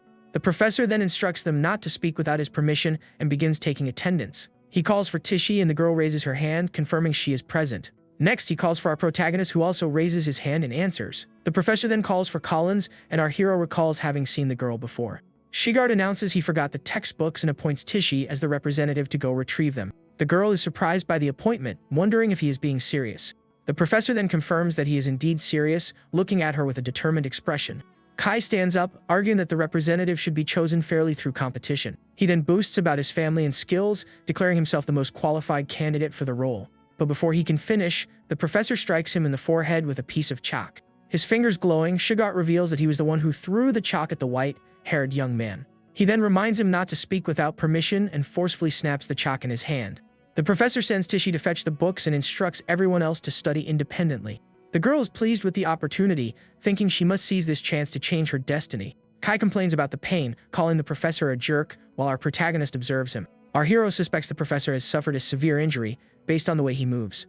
Shigart glares back at him, and the protagonist wonders just how strong he was before his injury. The young man then states that he didn't complain about anything, and Kai calls him a coward for not speaking up. The scene cuts to a few hours later, in front of the Magic Academy's dining hall. The two friends walk together, with Kai complaining that they only had self-study because of their professor. Suddenly, the protagonist's sister appears, calling out to him with an excited smile. The young man then affectionately pats his sister's head, asking how her first class went. She tells him her teacher, Linda, is incredibly nice and even encouraged her to become class representative. The girl then asks if her brother was chosen as the representative for his department. With a smile, our protagonist informs his sister that he was not the one chosen this time. The young man then invites everyone to lunch, and Julia gets very excited at the prospect of eating. At the academy, meals are purchased with points, and the exchange rate varies for each department. The dining hall table is laden with delicious food, including cakes and other sweets for everyone. Julia eats happily, offering some of her food to her brother, who smiles beside her. Meanwhile, Kai wears an expression of pure shock and despair, unable to believe what he is seeing. He cries, complaining that the elite class received 100 points for a single coin, while they only received 10. A staff member then yells at a student, telling him to leave if he has a problem with the rules. The woman states that students without talent must work hard, and Kai feels as though his rights have been stripped away. With a smile, Julia offers some of her food to Kai, trying to cheer him up. The young man weeps with emotion, telling her she is very kind, while Lucas finds him a bit overly dramatic. As the group eats, someone approaches from behind them with slow, silent footsteps. It's Maya, the white-haired girl they rescued, and she greets them with a smile. Julia invites her to eat, but she politely declines, saying she has already eaten, and offers them cookies as a thank you. The little girl is delighted by the cookies and thanks her new friend for the delicious gift. Our hero tries one of the cookies and compliments Maya, telling her she is an excellent baker. The white-haired girl becomes shy and blushes at the compliment from our protagonist. Kai then approaches, asking the young man for a cookie, which he shares with his new friend. He introduces himself, and the protagonist thinks he cannot let Kai discover she is his ex-fiancée. With that, the young woman bids them farewell and leaves, as Julia watches her go with a smile. The protagonist yawns, thinking the dining hall is a terrible place for running into acquaintances. Just then, Mina from the student council approaches, asking if they are enjoying their food. She then leans in and whispers the young man's name, sounding a bit awkward and shy. Suddenly, Theodore, the council president, floats by using fire magic, impressing everyone. The young man claps sarcastically, and our hero thinks he is a massive show-off for using magic indoors. Alone, Theodore drinks a potion, complaining that he nearly lost control of his level 6 magic. The protagonist eats a sweet, remembering he had overheard the president muttering after the ceremony. At that moment, Professor Shigart walks past their table, accidentally knocking over a bottle. Lucas notices the movement and pays close attention to what the man is doing in the dining hall. The master then exits the dining hall, still drinking, and the young man wonders where he is headed. With tears in his eyes, the professor continues to drink from his bottle, his expression one of deep sorrow. He then staggers toward a very tall and imposing clock tower. Stumbling, the man fumbles with a door, appearing to have great difficulty opening it. Two men observe him, and one asks if Shigart is the last to arrive at the meeting yet again. The other remarks that you can't blame him after what happened, and his companion laments the situation. Inside the meeting room, the professor stretches and yawns, looking utterly exhausted. A blonde woman glares at him with a serious, disapproving expression regarding his behavior. She then closes her eyes, appearing to sigh with exasperation at her colleague's attitude. An older man announces that everyone has arrived, and the meeting can finally commence. He then reveals that the day's agenda is the Academy's magical beast-taming tournament. The director explains that the ability to tame multiple beasts is crucial for survival in the Empire. Thus, the tournament is an annual tradition, and over 2,000 level 1 beasts have been prepared. A man in a green suit then suggests that the martial arts students be excluded from the tournament. Shigart slams his hand on the table, infuriated by the other professor's prejudiced suggestion. With a furious glare, the master of martial arts vehemently opposes the idea, defending his students. The blonde woman then agrees with Shugart, stating that all students must participate in the event. Other professors concur, asserting that all students should be treated with equality. The man in the green suit doesn't understand why everyone is siding with Shugart and Linda. He wonders if they still believe the martial arts professor is a level 8 powerhouse. Nevertheless, he relents, stating that the martial arts students can participate if they insist. The director then declares the matter settled. The martial arts department will participate. After the meeting, the man in the green suit exits the room, followed by other professors. One of them asks Linda if she is certain about her decision to support Master Shugart. They acknowledge that martial arts require combat but feel the tournament is too demanding for them. With a confident smile, the blonde woman appears to have a plan in mind for the students. She then recalls something someone told her long ago and gazes out the window. Shugart's voice echoes, saying that a coward who cannot overcome adversity has no right to call himself a martial artist. Back in the classroom, the professor announces that the tournament for everyone will be held in 6 days. He then informs them that after class, they will have a practical combat training session outside. With a determined look, Shugart vows to ensure that every one of his students can defeat a beast. Kai complains that the tournament is only to select the representative and that their participation is unnecessary. One of the students tells him to be quiet, and our protagonist thinks he is always provoking the professor. The young man considers the combat training and decides he must be careful not to use excessive force. Outside, the martial arts students have already begun sparring with one another. One of the female students lands a powerful kick on a wooden pillar with great force and skill. With a determined expression, Tishi demonstrates that she is one of the strongest students in the department. Our protagonist thinks that they are all quite skilled and not bad at all. He realizes the professor has a keen eye, as Tishi is the strongest in the class, second only to him. The young man then joins the training, defeating his opponent with a swift and precise blow. After hours of training, Professor Shugart announces that the day's session has concluded. Kai collapses to the ground exhausted, celebrating that the training is finally over. His other roommates say they are heading to the dining hall and promise to bring back food for him. The white-haired young man explains that he made a deal with Collins to earn more points. One of the roommates gets annoyed for not being informed of the deal, and Kai apologizes. Our protagonist thinks that Collins is clever for making deals to earn extra money. Kai then gets up and brags about his intelligence to our hero outside. He tells the young man he should learn from him, offering the lesson free of charge. But the protagonist clamps a hand on his shoulder, his firm grip indicating he's not interested in the offer. With a smile, he declines the offer, leaving Kai feeling awkward at his friend's response. The white-haired young man then grumbles that the protagonist doesn't need points because of his sister. Night falls and a crescent moon shines in the sky over the magical Beast Mountain range. The protagonist thinks that Kai is mistaken, as he doesn't need his sister to provide for him. He then wipes the corner of his mouth, stating he has all the bounty of nature at his disposal. With his new ally Ole by his side, he prepares for another night of hunting and training. The young man then roasts a large piece of meat over a campfire for himself and his new companion. He laments having to take his sister home, as he could use the time for more training. The young man recalls Mina's attempts to get close to his sister and decides he cannot let his guard down. With a determined look, he vows that if she has ill intentions, he will make her regret it. Ole then wags its tail, drawing its master's attention to the roasting food. The wolf drools at the smell of the meat, waiting anxiously for its meal. With a smile, our hero offers the food to his new friend, who eats it with great joy.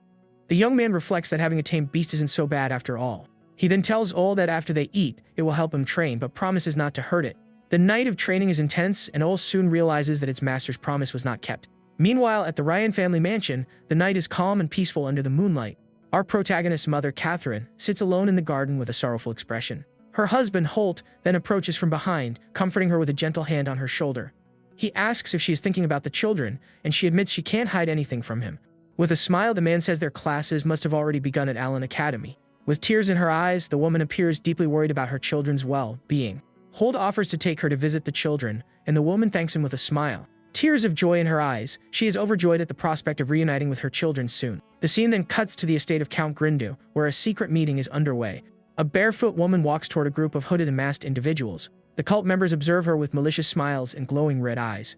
The green-haired woman then greets Jessica, expressing her pleasure that she could attend. She then invites her to take a seat and join the secret gathering of the mysterious cult. Cloaked and masked, Jessica, Jeremy's mother, appears to be involved with the malevolent group. The cult leader presents her latest creation, the Jade Dream, a highly potent potion. Jessica then takes a goblet of the beverage, preparing to sample the cult's new concoction. The leader then slices her own arm, allowing her red blood to drip into the goblets.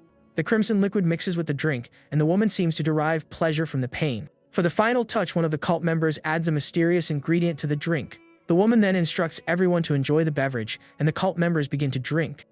The leader's bare feet touch the floor as she prepares to commence the day's game. She declares that the Jade Dream is a miracle of alchemy, and the game will now begin. Jessica then holds her goblet, observing the red liquid with a pensive expression. The liquid in the goblet shifts on its own, as if alive, and the woman prepares to drink.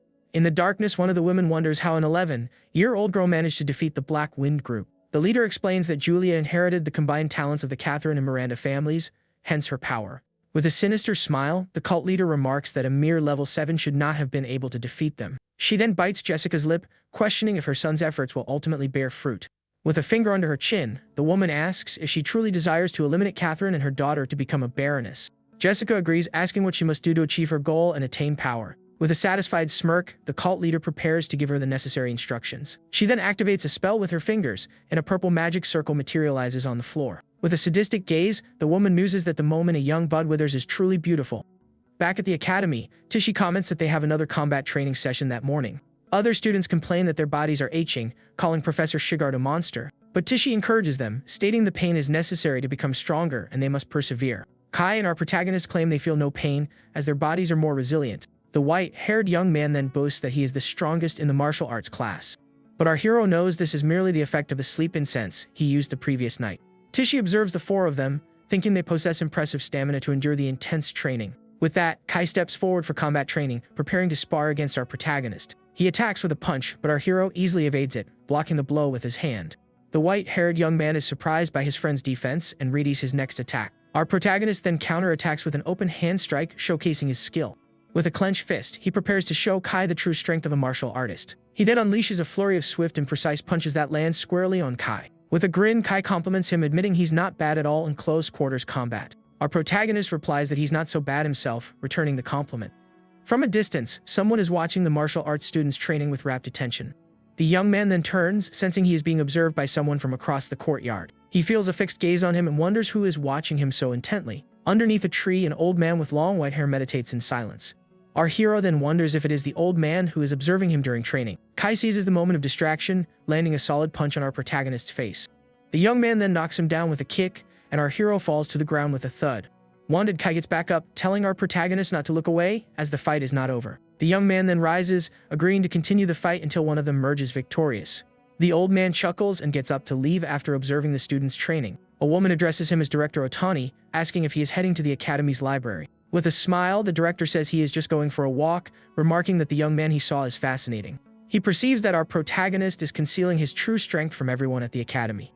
The director then states that he will remember the name Lucas, deeming him a promising young man. Hours later, the class finally concludes, and our protagonist walks through the academy's hallway. He recalls that during the afternoon session, Professor Shigart taught them massage techniques. The other students enjoyed the lesson, and its effects were so profound that everyone's muscle fatigue vanished. With that, the young man prepares to head to a secret training ground to continue his journey. Our protagonist decides to purchase the materials he needs for his training ground. He heads to the academy's magic materials shop, which sells rare and exclusive items.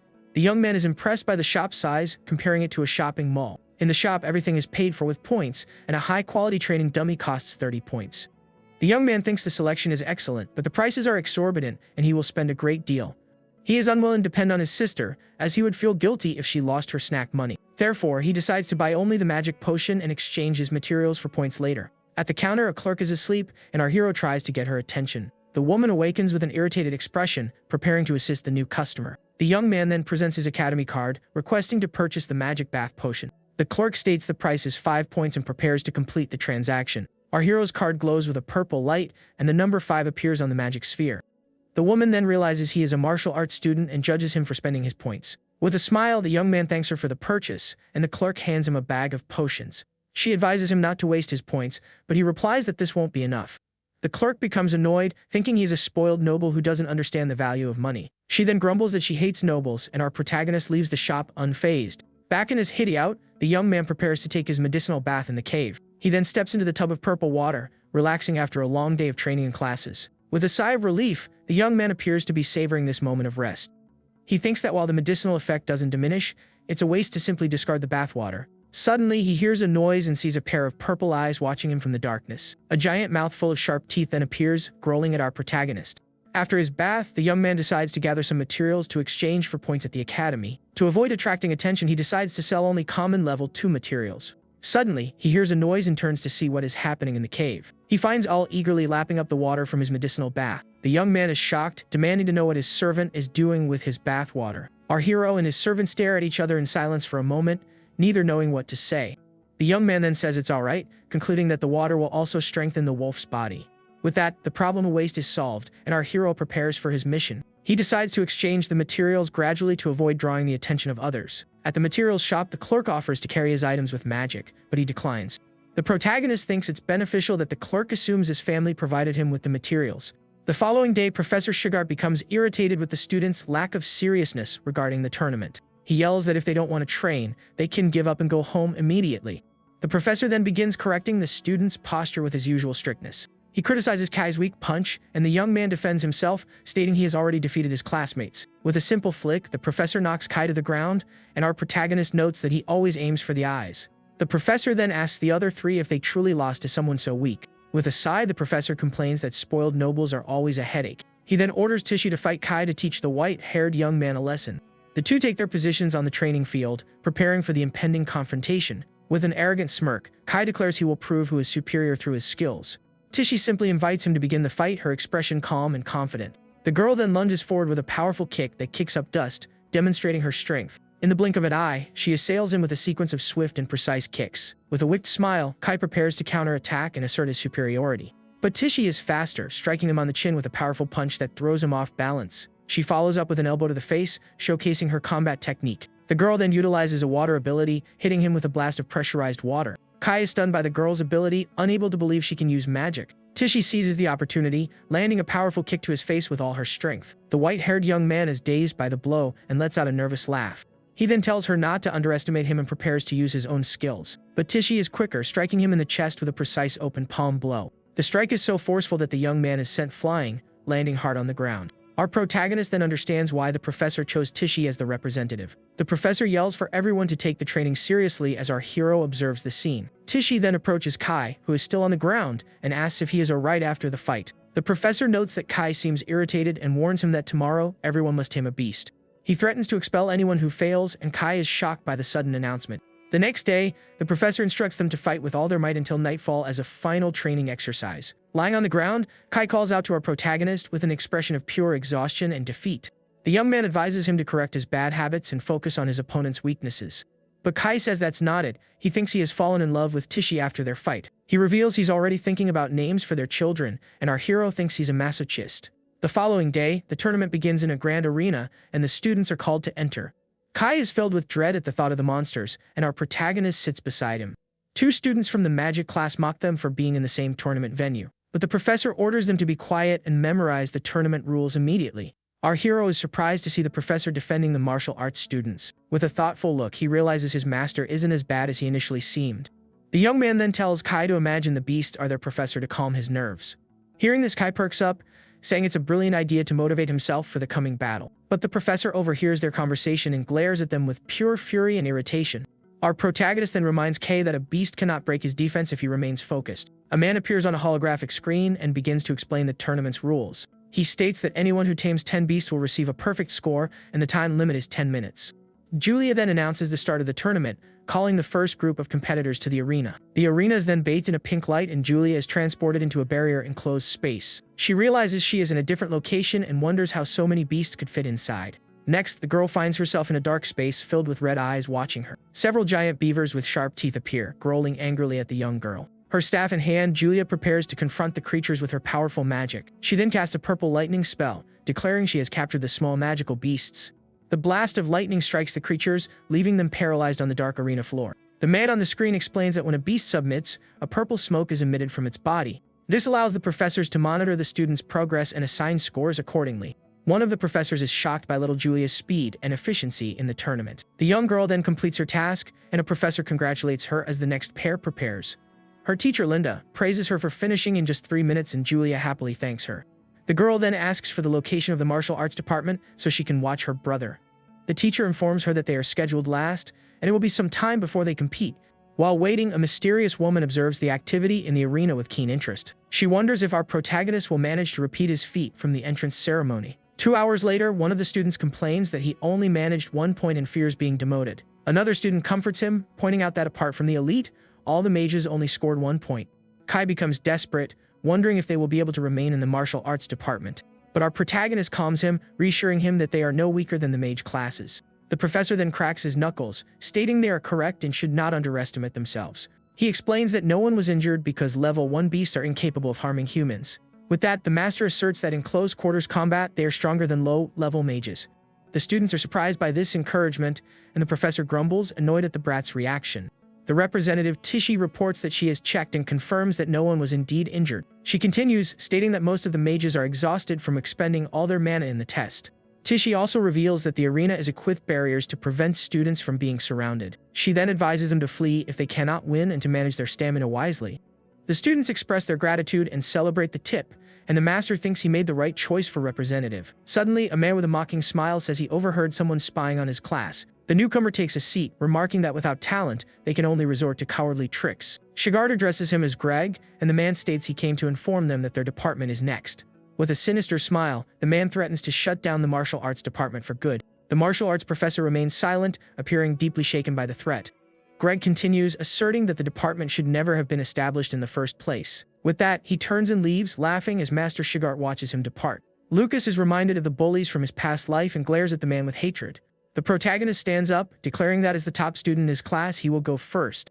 The professor asks if he is nervous, offering to send someone else in his place. With a determined look, our hero refuses the offer, insisting he will go first himself. His eyes glowing, the protagonist declares he will enter the arena first, exactly as he had planned. He then vows to achieve a high score and silence those who look down on them. At this, his classmates are invigorated, shouting that they will show what their department is capable of. Professor Shigart observes their change in attitude, recalling how fearful they were just moments before. The young men remember Tishi's advice, and the master thinks to himself that they are a bunch of simpletons. 10 minutes later, our hero sprints through Arena 10, navigating a mist teeming with monsters. With a clenched fist, the young man prepares to use his abilities to deal with the creatures. He then notices the magical perception circles, planning to avoid them in order to fight undetected. At that, the young man releases a blue aura, preparing to unleash his true power without being seen. It is explained that a master can borrow the abilities of his beast after their souls have connected. Meanwhile, in the cave, the wolf all chews on a bone, appearing very bored with the situation. The creature then wonders why its master is using its power when he is already stronger. Back in the arena, giant spectral blue wolf paw materializes, showcasing the power he has borrowed. With this, the martial artist states that defeating the low-level magical beasts here is simple. Suddenly, a giant menacing owl appears, flying toward him with a fierce gaze. The other creatures in the arena sense the danger, screaming for everyone to flee from the high-level beast. The owl then gathers purple lightning in its talons, preparing for a powerful attack. With that, the creature soars at high speed through the arena, demonstrating its incredible agility. But our hero is unfazed, preparing to strike the owl with the spectral blue wolf paw. He thinks that to make things easier for the other students, he must first break this beast's will. The giant owl crashes to the ground, completely dazed after being struck down by the young man's blow. He reasons that the aura of a high-level beast will intimidate the weaker creatures in the arena. With that, the creature bows its head and a red aura of submission begins to emanate from its body. With a smile, he accepts its submission but states that he needs to tame every beast in the arena. Therefore, he says, he cannot allow the submission smoke to leak outside the barrier. The giant owl observes the young man, not quite understanding what he is planning to do. The protagonist then turns, announcing he is off to find the other beasts to tame. Channeling Owl's aura, he departs, and the owl screeches that it never wants to see him again. Outside, the scoreboard continues to display our hero's name with 0 points in the tournament.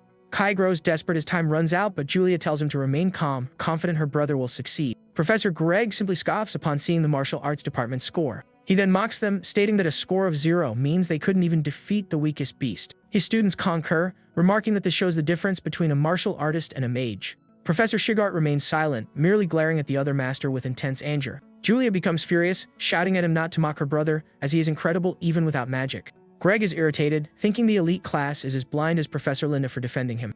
He then tells the girl that the results speak for themselves, leaving no room for discussion. Suddenly, the scoreboard shows that Lucas Ryan has earned his first point in the tournament. Kai and Tishi celebrate with relief, as this means he can remain in the department with them. A professor scoffs at their celebration, pointing out that the highest score in his class was 5. But to the man's astonishment, the score for our protagonist continues to climb without pause. Reaching 5 points, Professor Greg becomes annoyed as the young man's classmates cheer wildly. The man cannot believe the department of useless students has matched the score of his top pupil. Inside the arena, the young man has intimidated all the beasts, making it easy for his classmates to score. With that, he thinks that now he just needs to achieve his perfect score and leave. At that, the martial artist begins taming all the creatures with incredible speed. One after another, the beasts are subjugated by our protagonist's overwhelming power.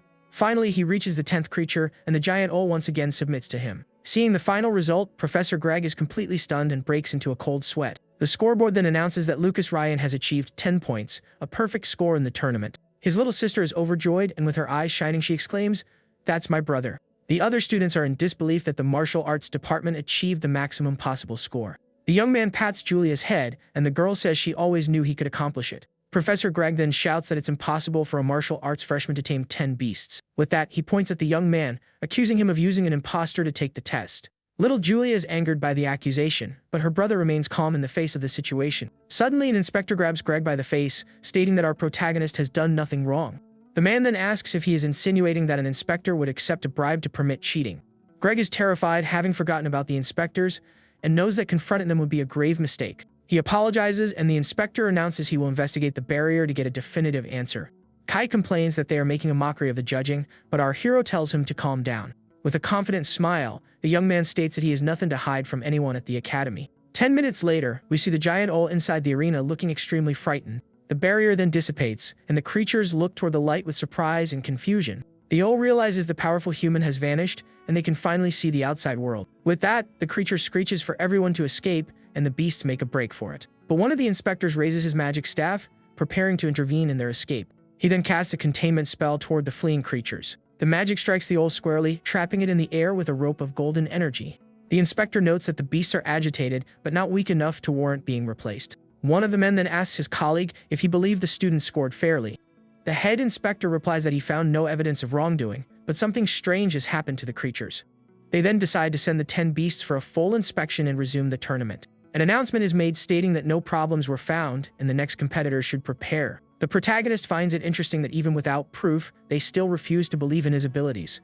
But with a confident look, he appears to be one step ahead of everyone at the academy. He glances at Tichy and his master, thinking that the real surprise is yet to come. The scene then cuts to Tichy, who runs into the arena for her own test. With a determined look, the girl tells herself that she cannot lose to Lucas. Inside the barrier, the young woman confronts a gray wolf and prepares for battle. The girl lunges, delivering a swift sequence of powerful blows to the gray wolf with great agility. She thinks that if she can't defeat it in 30 seconds, she will change tactics and head for the gate. She then leaps onto the creature's back to continue her assault and attempt to finish it. The wolf then catches our hero's scent and wonders if he is still somewhere in the arena. The representative prepares another strike with her clenched fist, aiming to end the battle. But the creature submits instantly, and the girl is greatly surprised by the wolf's reaction. She wonders how a level 3 shadow wolf could have submitted so easily and quickly. The young woman becomes pensive, questioning if it was a mere coincidence or something more. With a confident smile, she realizes that perhaps her department is not so weak after all. With that, she moves on to the next creature, attacking it with a powerful punch to the face. Her score then rises rapidly as she defeats a giant boar with ease. Kai cheers for her excitedly as her score continues to climb relentlessly on the board. The girl shouts with determination, successfully taming her 6th creature in the academy tournament. A saber-toothed tiger is startled, and she quickly reaches 9 points in the arena. The final creature is defeated, and the young woman achieves the maximum score of 10 in the tournament. The scoreboard then announces that Tichy Hamaru has also achieved a perfect score of 10 points. Kai is stunned, commenting that she was even faster than our protagonist in the test. The girl then requests that these beasts also be sent for a detailed inspection. She thinks that the beasts are not so frightening, and that martial artists are not inherently weaker. With that, match 3 begins, and we see another student defeating a purple bat creature. The young man defeats the creature with a beam of golden energy, celebrating his victory. With a smile, he boasts about achieving the perfect score of 10 in the tournament. In match 4, a young man with green hair strikes a giant gorilla with a powerful kick. A confident smile on his face, he also celebrates his perfect score of 10 points. Next, Kai attacks a saber-toothed tiger with a potent and accurate punch to the face. The creature submits, and the white-haired young man joyfully celebrates his victory. He then gives a thumbs up, showing that he too achieved the maximum score. The scoreboard then reveals that every single martial arts student has achieved a perfect score. With this, they soar directly to the top of the rankings, tying with the elite class. Professor Shigart then allows himself a subtle smile, appearing very proud of his students. He then takes his flask and has a drink, seeming more relaxed and satisfied. The inspection reveals no issues with either the beasts or the tournament's barrier. Director Otani wonders why the scores for the martial arts department are so uniformly high. One of the inspectors theorizes that the beasts were frightened by the mage's attacks. The director then counters that the martial artists seem to frighten the creatures even more. With that, he decides that in the following year, the martial arts department will compete first in the tournament.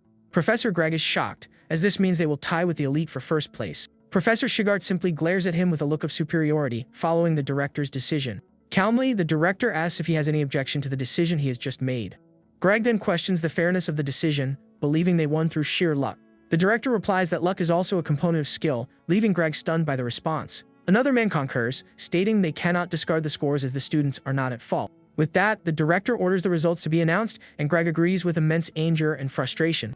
The professor then watches Shigart and Linda depart, vowing to keep a close eye on both of them. With a furious expression, he appears to be plotting something against the rival department. After Greg's departure, the director and another man discuss the tournament's outcome.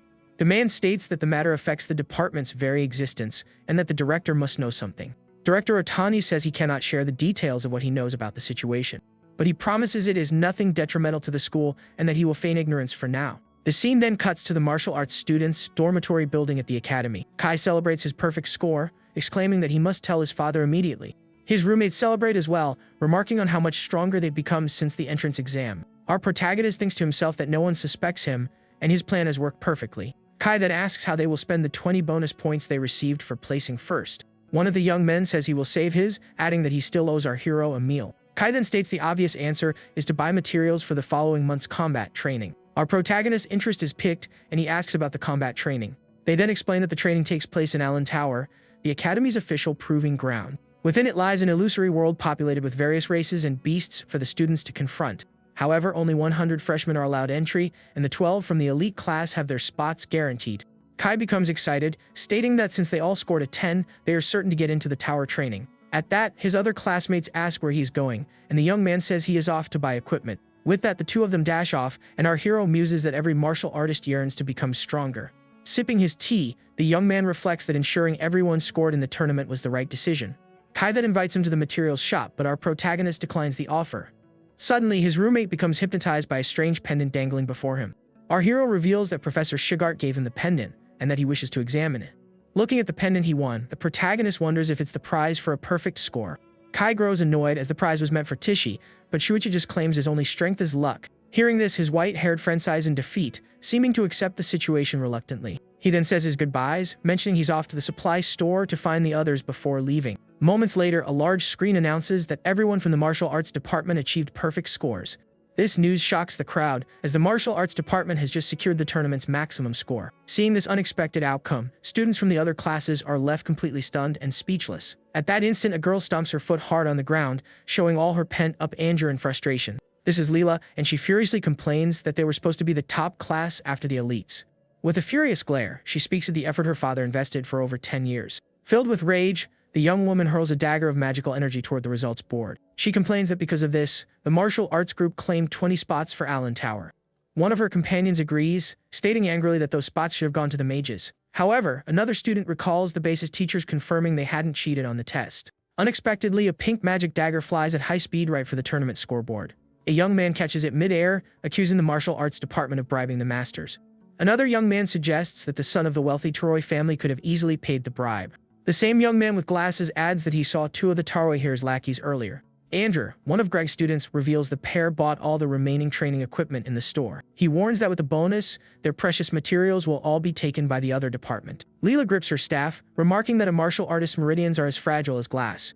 A wicked smile crosses her face as she suggests they correct the other student's growth rate. Suddenly, a dagger is thrown forcefully through the air, heading towards some trees. It strikes the ground near 3 students, one of whom questions the reason for the sudden attack. Then, one of the blonde young men collapses, injured with a strange red symbol on his back. His friend realizes it's poison and insists they need treatment immediately. The green-haired boy kneels down, sarcastically offering his points to the injured students. Seeing this mockery, Leela mercilessly unleashes a powerful green magic spell on the two. The attack strikes one of the youths head-on, who screams in pain as the magic pierces him. The other young man also agonizes with a purple mark on his face as ice spikes run him through. As she and her group approach, she says with contempt that she has no need for their points. Badly injured, the blonde student asks why she attacked if she didn't want his points. Stepping on the young man with her heel, she says her demand to spare them is actually quite simple. Holding up a potion, she demands they crawl back to the martial arts department. With a sadistic look, she tells them to inform everyone their lives are worth less than insects. As the sun sets, a scream of pure despair echoes through the forest, startling everyone nearby.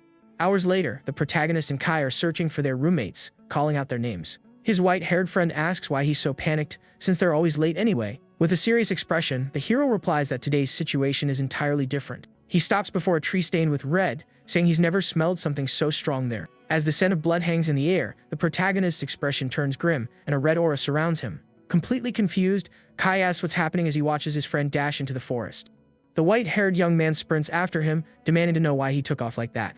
They soon find their roommates collapsed on the ground, covered in red stains. The two young men lie completely motionless and gravely injured, appearing to be on the brink. Seeing the horrific scene, Kai grows furious, wondering who in the world could have done this. The protagonist kneels beside one of them to check for vital signs. With his last ounce of strength, the young man reveals it was Leela from Professor Greg's class. He manages to explain that she and her group severed their meridians before leaving. Hearing this, the hero's face darkens and a sinister blue aura begins to emanate from his body. In despair, the white-haired friend shouts his colleague Dizio's name, fearing the worst. But after checking his pulse, he realizes the young man is still alive, merely unconscious from the attack. Shuichi tells Kai to find medicine, while he tries to stop the bleeding for both of them. The young man agrees instantly and dashes off at high speed to get help for his friends. Analyzing the wounds, the hero realizes they were cursed to have every bone in their bodies broken. He recognizes the cruel technique of assassins and vows to destroy whoever is responsible. With his face shadowed, he concludes this wasn't just bullying, but a clear attempt to end them. One of the injured young men begins to hallucinate, calling for his parents and crying out in pain. The protagonist grits his teeth in rage, appearing to make a very serious decision. Kneeling beside his friend, he promises with a cold gaze that he will certainly avenge him.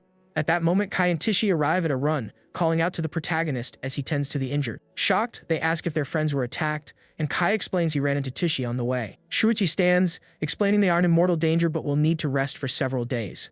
Relieved but still furious, his white-haired friend vows he will never forgive those responsible.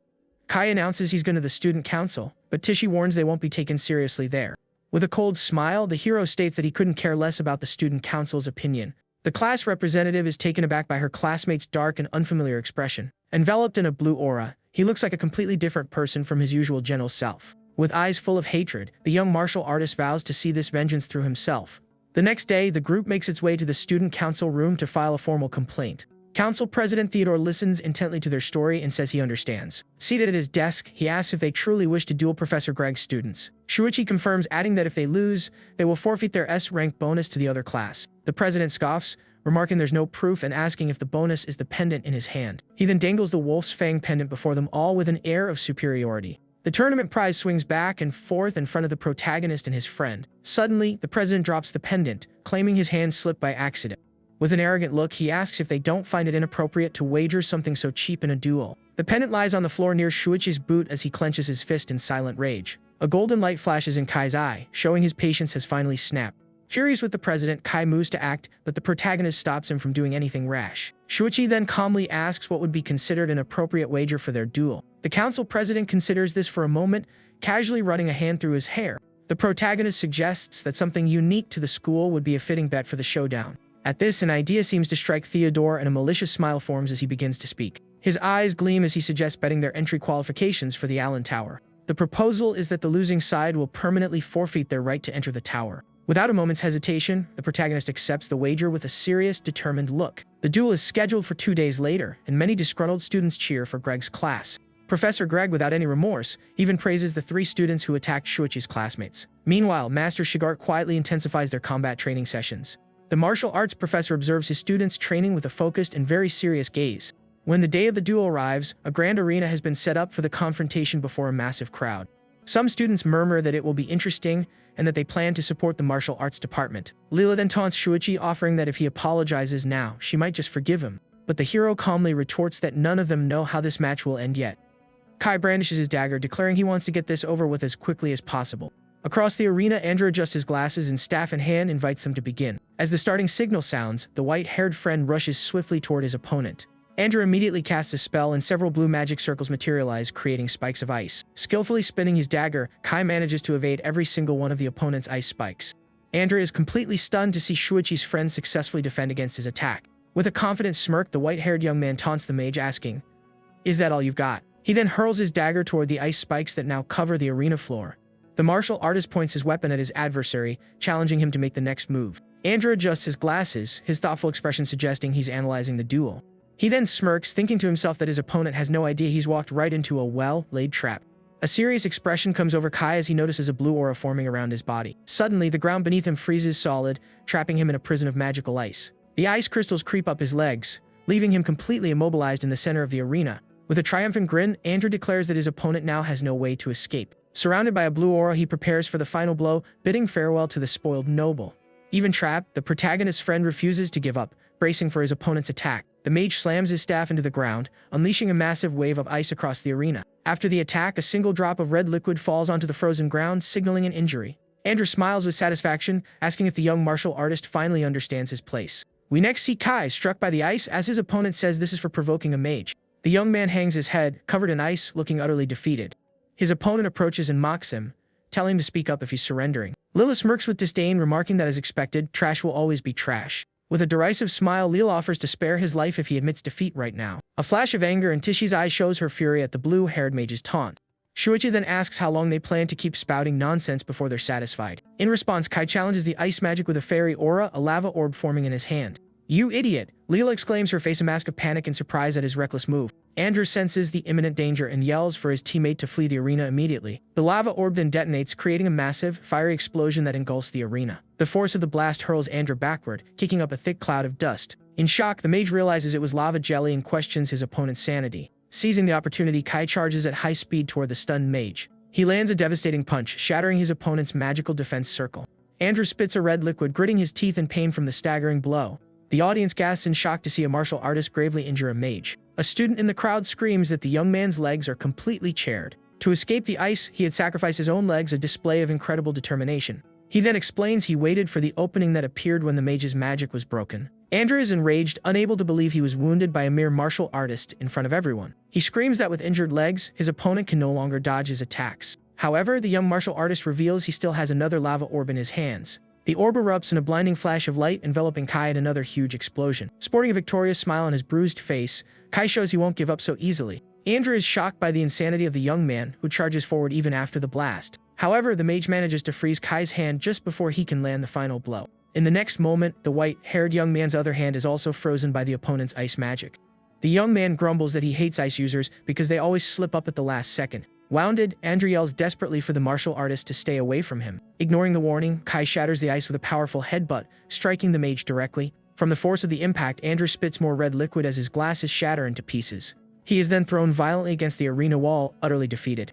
Collapsed on the ground, the mage can't believe his ice shield was broken by sheer brute force. With a triumphant smile, Kai raises his dagger and is declared the winner of the first match. He remarks that he was feeling great, but Shuichi reveals he slipped a drug into his breakfast. The white-haired young man expresses his concern for Tishi's upcoming fight against the girl, but the protagonist reassures him, saying that if it's Tishi, she will undoubtedly be fine. In the crowd, someone comments that Andrew only lost because he went easy on Kai for being from a wealthy family. Tishi becomes irritated, knowing he won through his own skill, which they refuse to admit. As the match begins, the girl advances with incredible speed toward her opponent. Leela summons spikes from the ground, attempting to defend against the martial artist's swift attack. The protagonist watches as Leela remarks that martial artists are obsessed with honor. With a wicked grin, she declares that for mages, the only thing that matters is the final result. However, Tishi is far quicker, effortlessly dodging the spikes. The girl then whispers something in Leela's ear, leaving the mage completely shocked. With a powerful punch, she strikes the mage head on, instantly shattering her spike defense. Leela coughs up a red liquid, wondering how a level 1 girl could possibly be so fast. The mage's eyes glow with a blue light as she appears to prepare for a counter-attack. Tishi then unsheathes her sword, stating she will explain the reason for her speed. Grabbing Leela by the arm, she says there is a core teaching in the martial artist's code. Her eyes glowing within a fiery aura, she proclaims they must protect human life. Shocked, the mage uses her plant magic to try and break free from her opponent's grasp. The martial artist then strikes Leela's mana meridians with a series of lightning-fast blows. Witnessing the precision of the strikes, Kai and the protagonist are impressed by Teishi's skill. The hero smiles, thinking that as expected, his classmate has remarkably sharp eyes. The young woman then states that she shouldn't have trampled on a martial artist's pride so carelessly. With one last strike, she defeats Leela, securing the second match for the martial arts department. After the fight, several poison needles fall from Leela's sleeve, revealing her hidden weapon. In another room, a woman questions Theodore for allowing something so dangerous in the students' duel. But the council president dismisses her concerns, saying she's overthinking it and no one was harmed. Professor Greg is furious, stating there was a reason Shigart chose Tishi for the match. He complains that their goal was to crush the other's spirit and claim the tower spots. Andrew interjects that they still have a chance and he will use that technique again. The protagonist prepares for the third and final match of the duel with a serious expression. His opponent, Andrew, enters the arena holding a pink magic dagger and takes his fighting stance. A magical barrier forms around the arena, and a third confrontation finally commences. Without wasting a second, the mage launches a swift attack with his blade toward the martial artist. Yet the hero observes the attack with a focused gaze, seemingly unfazed by the magic. Andrew then moves at high speed, creating multiple clones to disorient the protagonist. He boasts that some mages like himself also train in physical techniques. Taishi notes that he's defending from a distance and wonders how Shuichi will respond. The protagonist thinks to himself that he doesn't need to reveal his full strength, but decides to test his opponent. With that, he lunges forward and hits one of the clones with a potent punch to gauge its abilities. Andrew is shocked, not having expected the young man to locate him so easily among the clones. The hero continues his assault with astonishing speed, completely surprising the mage. Andrew wonders if his eyes deceived him, questioning if he imagined the hit. The mage then counterattacks with his magic sword, attempting to strike the martial artist. He then realizes that for a fleeting moment, the young man exuded a completely terrifying presence. With a smirk, he says, "What a shame," and prepares a spell with his magic staff. Shuichi sees the attack coming, his eyes narrowing in pure concentration for what's to come. The magic sword strikes him in the shoulder, and a red liquid begins to flow from the wound. Even injured, the hero faces his opponent with a calm expression, betraying no pain. Andrew prepares to use his bone-shattering art, declaring that his opponent won't withstand this blow. "I will crush every bone in your body," Andrew screams, channeling his special technique. With a look full of hatred, he seems certain his technique will work perfectly. But to his utter astonishment, the bone-shattering art has no effect on the martial artist at all. Kai is dumbfounded, wondering what his friend did to completely negate the mage's attack. The mage accuses the hero of bluffing, claiming he has no secret move. The protagonist then seizes Andrew's arm with a powerful grip, preparing for the final blow. Andrew struggles to break free, but the hero holds him fast, stating, "That's enough." With a calm gaze, the martial artist announces that it is now his turn to attack. He stomps forcefully on the arena floor, preparing one of his most powerful moves. The stomp creates an immense shockwave, kicking up a thick cloud of dust and debris. The mage is shocked that a level 1 martial artist could create such a wave with a single leg. The hero states that now no one can see them and asks if his opponent is ready for the end. Andrew screams in terror as the protagonist attacks with a sword of purple magical energy. With a swift and precise blow, the hero strikes the mage, sending him crashing to the arena floor. The energy sword hits him squarely and a red liquid begins to stream from the wound. Lying on the ground with no strength left to fight, the mage finally admits defeat. The protagonist observes his defeated opponent with a serious expression, not uttering a word. In the audience, Professor Greg furiously shouts that with his skill, he could have won easily. Master Shigard observes that the other professor doesn't even realize how badly his student is hurt. With a concerned look, he thinks that this whole situation could still escalate into a major problem. Kai celebrates that the martial arts department has swept all matches in the duel. The other students from the class also cheer for their unexpected victory against the mages. Taishi senses a new danger and shouts for the protagonist to watch out for an incoming attack. Andrew lunges forward in a rage, his magic sword ready to strike Shuichi from behind. In the crowd, a black-haired girl is shocked, whispering that what just happened is impossible. She recognizes the move as the advanced meridian burning technique from the ancient texts. Her eyes turn red as she notes that no martial artist has been capable of using that for 100 years. She then wonders who the protagonist truly is, observing him from a distance with great curiosity. The other students celebrate the win, calling the mages cowards for using surprise attacks. One female student gets carried away, declaring that from now on, she'll challenge any mage who looks at her the wrong way. Taishi tries to calm everyone down, saying she just had a better than average performance. With a smile, she gives her friend a hearty slap on the back, making him cringe from the force. Professor Shigard appears and scolds his students for getting so easily carried away by victory. One of the female students becomes angry, vowing to get stronger and make them regret it. The hero reflects that the master is right, they need to have confidence, not arrogance.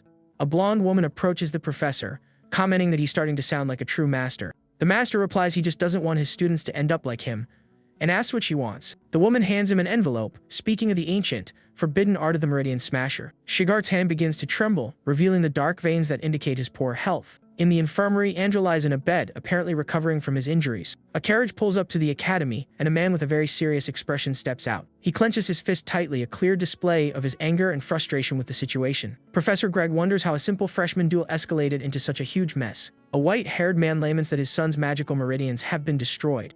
Greg then demands a severe punishment and the immediate disbandment of the martial arts department. At that moment, Master Shigard angrily smashes a bottle on the floor upon hearing the accusations. He agrees that the culprit deserves a severe punishment, then glares at the other professor. The master proceeds to accuse the trio of mages of having gravely injured 2 of his own students. With a furious look, he asks the director to punish Greg and the others according to the rules. Professor Greg wonders if the other side was planning to eliminate them during the duel all along. He doesn't understand why the martial arts master is only bringing this up now.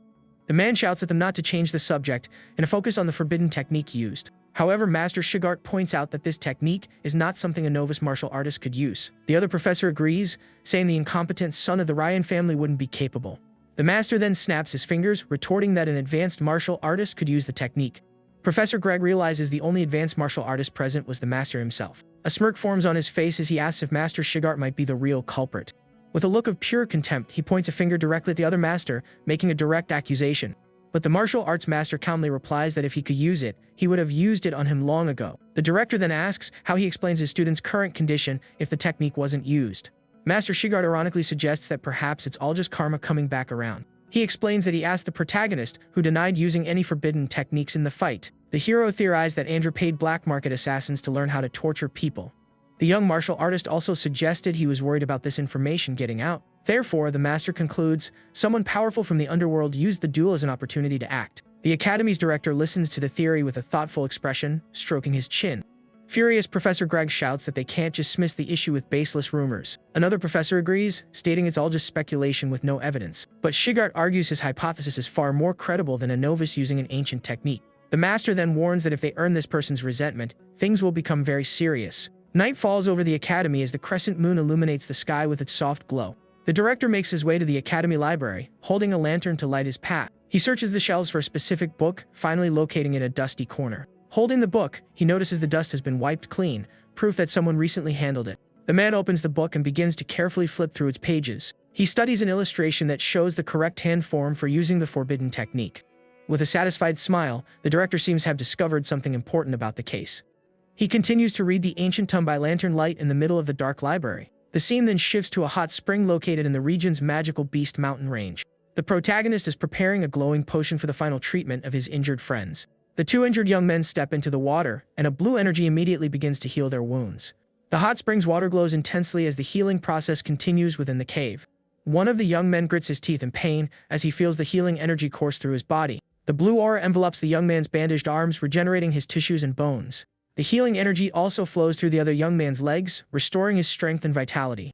The second young man also feels the pain of the process, groaning as his injuries are mended. The blue aura concentrates on his back, healing the wound and removing the mage's curse. The protagonist watches, telling them to endure the pain just a little longer to be fully healed. He then reveals that martial artists, like mages, can also use healing techniques. Several days later, in the city of Dak, Shuichi's parents arrive to visit their children.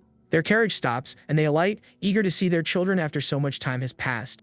The mother remarks that it's been a long time, and the father agrees they will see them soon. She observes the city, commenting that nothing has changed since her last visit. The father then calls her name, seeming to notice a hint of sadness in her distant gaze.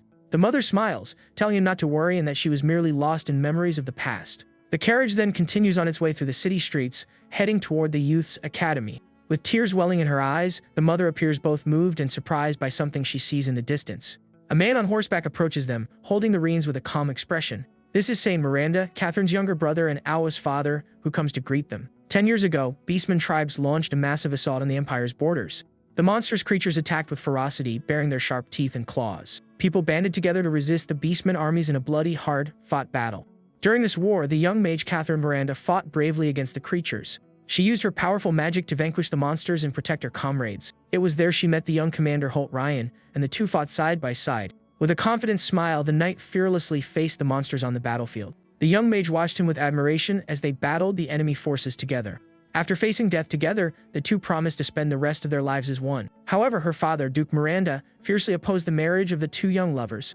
The man muses on the irony of their children now meeting at the magic school. With a smile, he reflects that time passes so quickly, and things are always changing. He then compliments her children, mentioning that his father thinks Julia resembles a younger version of her. Shuichi's mother is surprised, asking if their father truly acknowledges Julia's existence. With a warm smile, he invites her to return home, saying their father has always wanted to see her. He sighs, seemingly hiding something from his sister, who watches him with suspicion. The man then reveals that their father wishes to see only her, not the rest of her family. With tears in her eyes, the woman realizes her father still refuses to accept her husband, Holt. The protagonist's father tells her to go, stating he needs to head to the front lines anyway. Shuichi's mother worries about his departure, but he reassures her with a gentle smile. Holt then says his farewell, promising to come for her as soon as the military campaign concludes. Her brother reveals that Holt swallowed his pride and asked for help to reconcile with their father. He then expresses a wish that one day, someone will come along to end the prejudice against martial artists. The protagonist sneezes, wondering if he's caught a cold despite his recent intense training. His sister Julia comments that it's rare for Kai to buy food for anyone else, looking curious. Kai tells them to leave him alone, adding that he'll treat his friends to lunch once they've recovered. The hero replies that he thinks it's alright, and that they don't need to worry about it.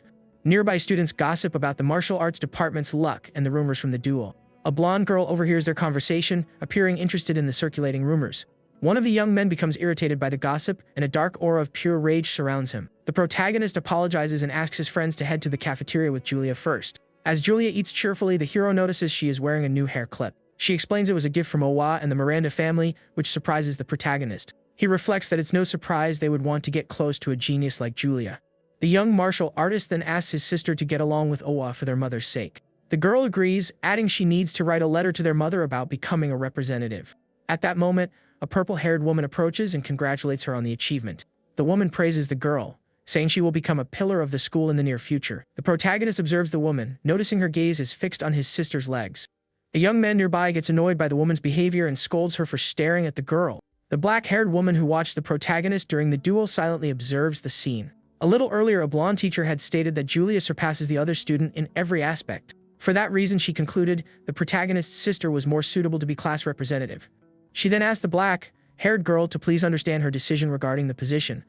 But the young woman declared she would prove with her skills that the teacher was only showing favoritism to Julia. Shuichi's sister sees the girl leaving the room, confused and unsure of what just transpired. She comments that the other student seemed very upset and really stormed out of there. Worried, she decides to buy lunch and take it to Owa, since she hasn't seemed to be eating.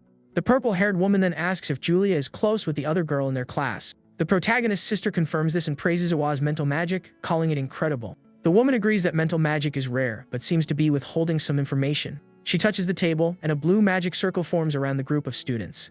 The magical barrier prevents any sound from leaking out, ensuring no one can overhear them. The hero wonders if it's a silencing magic circle designed to contain sound. With a finger to her lips, the woman remarks that when people are too intelligent, they can be difficult to handle. She then offers the rest of her food to the girl, who thanks the woman for the kind gesture. The woman introduces herself as Mina, and the protagonist wonders what they could be talking about. Shuichi takes a piece of her food, then asks what she truly wants from them. The woman notes that the brother is on guard but seems unconcerned by his interference. Getting straight to the point, she commends the young martial artist's perceptiveness at the academy. Mina asks if they know of the dangerous place behind the school, mentioning an anomaly there. Mina reveals that the number of lower-level beasts in the region has decreased drastically. The hero recalls his walrus scaring away the leopard cubs and understands the situation. The woman continues, stating that 3 days ago, an investigation team discovered a lair. Hearing this, Julia's spoon clatters to the floor as she turns pale with worry and fear. She wonders if the discovered lair could be the one belonging to her wolf friend, Aru, in the forest. The protagonist coughs to cover his nervousness and quickly tries to change the subject. Shuichi's sister brings a hand to her mouth, shocked and worried about what might have happened. The young martial artist then asks if they are being asked to undertake a field mission there. Mina confirms this, adding that the reward for the mission will be 100 points for each of them. Both siblings are shocked by the high reward and appear interested in the mission. The hero thinks that with his and his sister's strength, they can handle the mission with ease. At the Miranda family estate, a butler serves glasses of wine to the assembled guests. Duke Miranda, the head of the family, dines calmly at his luxurious table. The family is gathered for dinner, but the atmosphere is tense and eerily silent. Shuichi's mother's brother complains that their father made his sister stay in the guest quarters. He glances at his sister with a worried expression, seemingly lost in serious thought. The young man notices his sister hasn't touched her food and that the mood feels like a funeral. Duke Miranda then calls his daughter's name, Catherine, who looks at him with a sorrowful expression. He announces his willingness to acknowledge Julia as his granddaughter, given her archmage qualities. Shuichi's mother expresses her gratitude, adding that he is also an excellent martial artist who earned a perfect score. A wave of sadness washes over Shuichi's mother as she thinks that what the Miranda family seeks is talent. Duke Miranda then states that they only accept those with the talent to become archmages. The woman thinks that her father's prejudice against martial artists is not likely to change. A man then arrives, delivering an envelope with new information from the investigation team. Surprised, Shuichi's mother asks the reason for the sudden investigation on the mountain. The Duke reads the report, which states a new area has been discovered with an unknown danger level. Her brother expresses concern about a potential danger to the children at the Allen Magic School. But the Duke reassures him there's no danger, as the school has teachers and his own subordinates on site. He then asks his daughter to wait until the matter is resolved before going to see the children. The woman agrees with her father, thinking that her children will just have to wait a little longer. Mina reveals that to accept the mission, they need 5 people, including 1 member of the council. One of the students is shocked, exclaiming that there was no member limit when he last checked. Mina explains the president changed the rules due to the anomaly discovered in the cave. She realizes he deliberately changed the conditions, betting she couldn't assemble the required group. The hero then concludes that this is why she has been getting close to Julia since the entrance exam. Mina apologizes, saying it seems they will have to abandon the mission for now. But the protagonist and his sister offer to help recruit the necessary people for the mission. With tears in her eyes, Mina thanks them for their help, privately feeling guilty for using them as pawns. A determined look on her face suggests she is formulating a plan to get what she wants. Suddenly, a knight in shining armor appears, sword in hand, and calls out to her.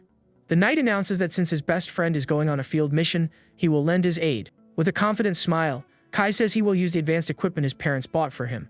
A white-haired girl joins them, introducing herself as a specialist in healing magic. Mina then thinks to herself that she takes back what she said. These freshmen will be nothing but a burden. Julia asks her brother why he invited Maya instead of Awoke for the mission in the forest. Mina puts a hand to her face, thinking they are only here to fill the mission's quota. She then uses her acceleration magic to swiftly guide the group to the beast's lair. Several hours later, they are speeding through the forest thanks to Mina's magic. The group arrives at the cave entrance, and Mina announces they have finally reached their destination. Kai recognizes the flag bearing the Miranda family crest, confirming the Empire's investigation. He also notes signs of a recent battle, while Mina examines some leaves on the forest floor.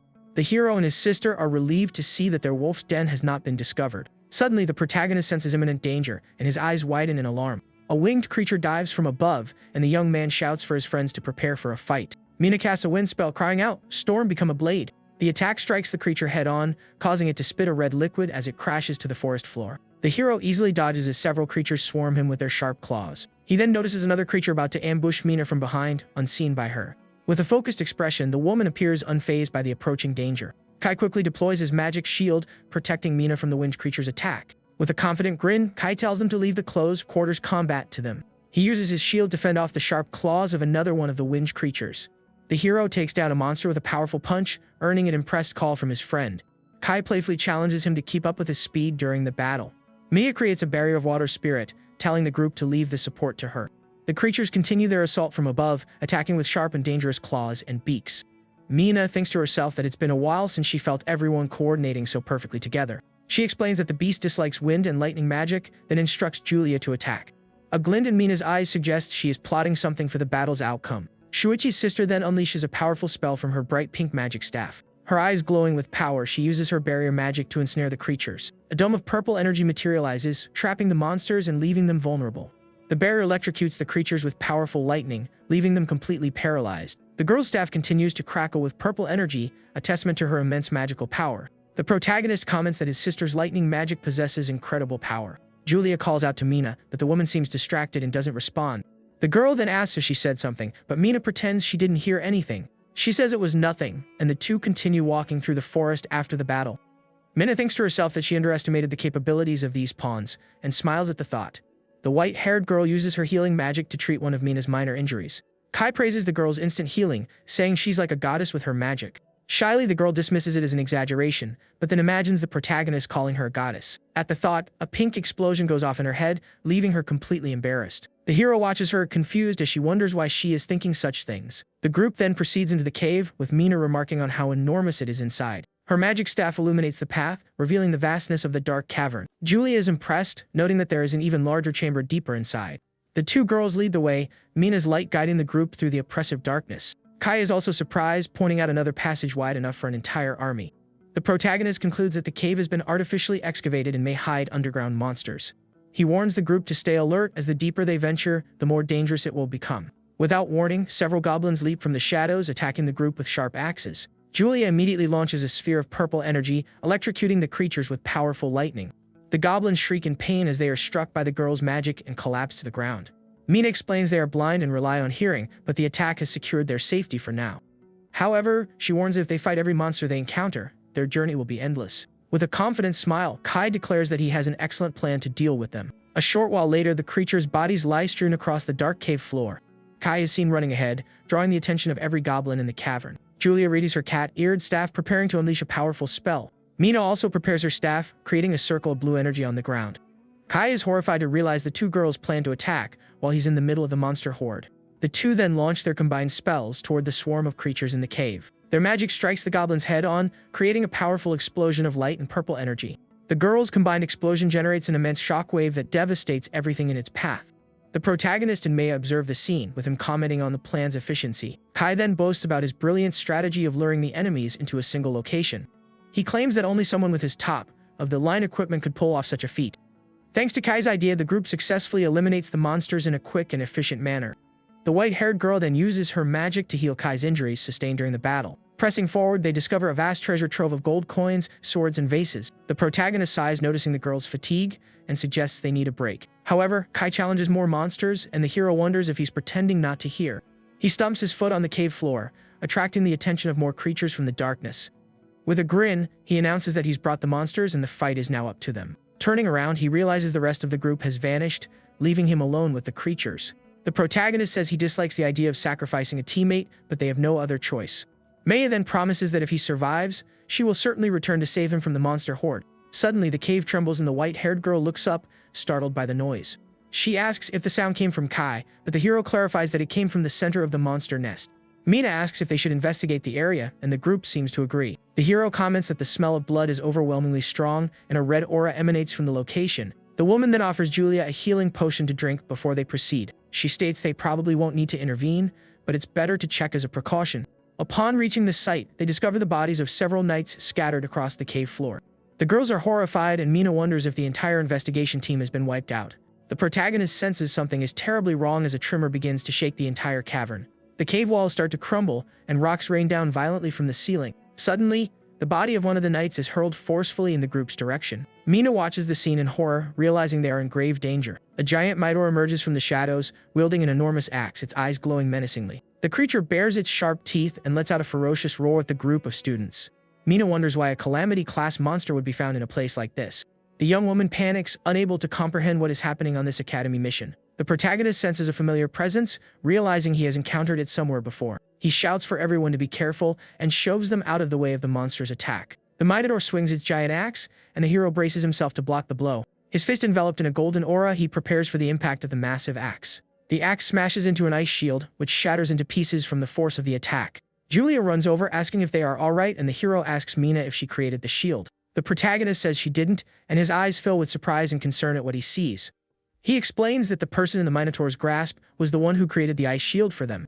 The monster then crushes the man in its hand, questioning him for interfering in its fight. The hero remembers that the knight had helped them, despite being gravely injured himself. The man screams for them to contact the Imperial Army and call for reinforcements. He yells that the ancient seal has been broken as the creature glares down at him with its glowing eyes.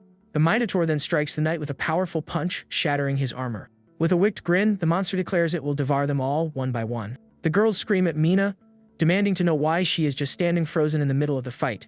Mina drops her healing potion, appearing to be in shock from the monster's sudden appearance. Julia realizes something is wrong and looks at Mina with an expression of pure confusion. The Minotaur then turns, fixing its furious gaze upon the white-haired girl. She launches an ice spell at the monster, retorting that it's the one talking nonsense. A massive explosion of ice engulfs the Minotaur, creating a thick cloud of steam. The white-haired girl urges them to go quickly and report what is happening here.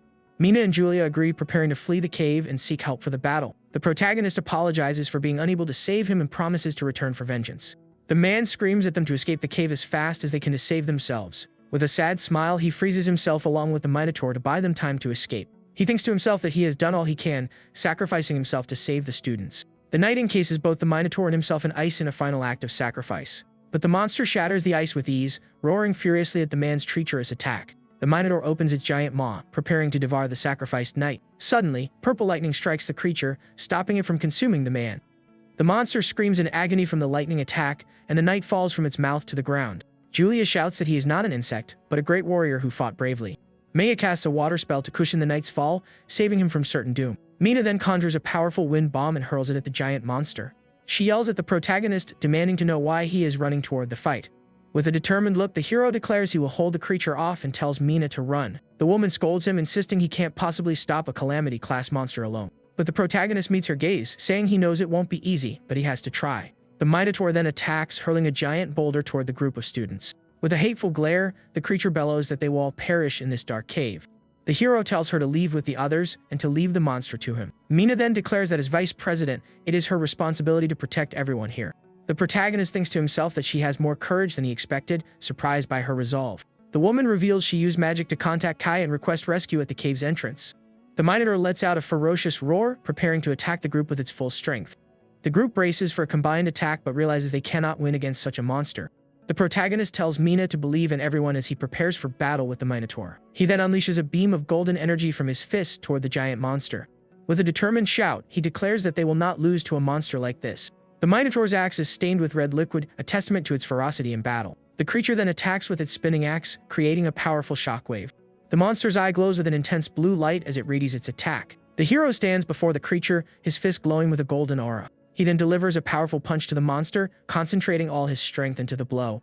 The Minotaur glares at him with its glowing eyes, seemingly unfazed by the young man's attack. Mina tells the protagonist to maintain the suppression while she prepares her next attack. The monster calls him a useless insect and strikes with a powerful punch, using all its might. The hero braces for the impact as the miner glares at him with a look of pure hatred. The young martial artist smirks, remarking that it seems his sister is finally ready to attack. Julia shouts for the monster not to bully her brother and unleashes her most powerful spell. A shower of purple lightning rains down on the Minotaur, electrocuting it with great intensity. The protagonist seizes the opportunity, attacking the monster with a series of rapid blows. He strikes the creature's pressure points with precision, leaving it momentarily paralyzed. The Minotaur screams in pain from the group's combined attacks, now vulnerable in the battle. The hero then shouts for his sister to attack now that he has managed to halt the monster's movements. Julia unleashes a powerful thunder arrow at the paralyzed Minotaur. Mina then casts a Wangcutter spell, a sphere of blue energy forming in her hands. The two girls shout in unison as they launch their combined attacks at the Minotaur. The lightning and wind spells merge, create an even more powerful and devastating attack. The attack strikes the monster head-on, but it manages to block with its giant axe. The creature curses its luck and spits a red liquid, appearing heavily wounded. With a hateful glare, it swears to finish them all as soon as its legs have healed. But Mia declares she won't let that happen and prepares for another magic attack. She creates a giant sphere of water and hurls it at the injured Minotaur. A cascade of water crashes down on the creature, drenching it completely. The white-haired girl pants, having used a great deal of energy for the spell. The Minotaur rises, announcing that its legs have already healed thanks to the magic water. It snarls that a little water won't hurt it, gritting its teeth in pure rage. The creature then charges, screaming that it will devour them all alive in this dark cave. Julia then asks what happens when someone soaked in water is electrocuted. With a cry of rage, she declares it will pay with its life for what it did to the soldiers. A massive explosion of purple lightning and water engulfs the Minotaur. The monster shrieks in agony as it is electrocuted by the combination of the two girls' magic. The protagonist observes, understanding that the water was used to amplify the lightning's power. The Minotaur continues to be electrocuted as smoke begins to pour from its body.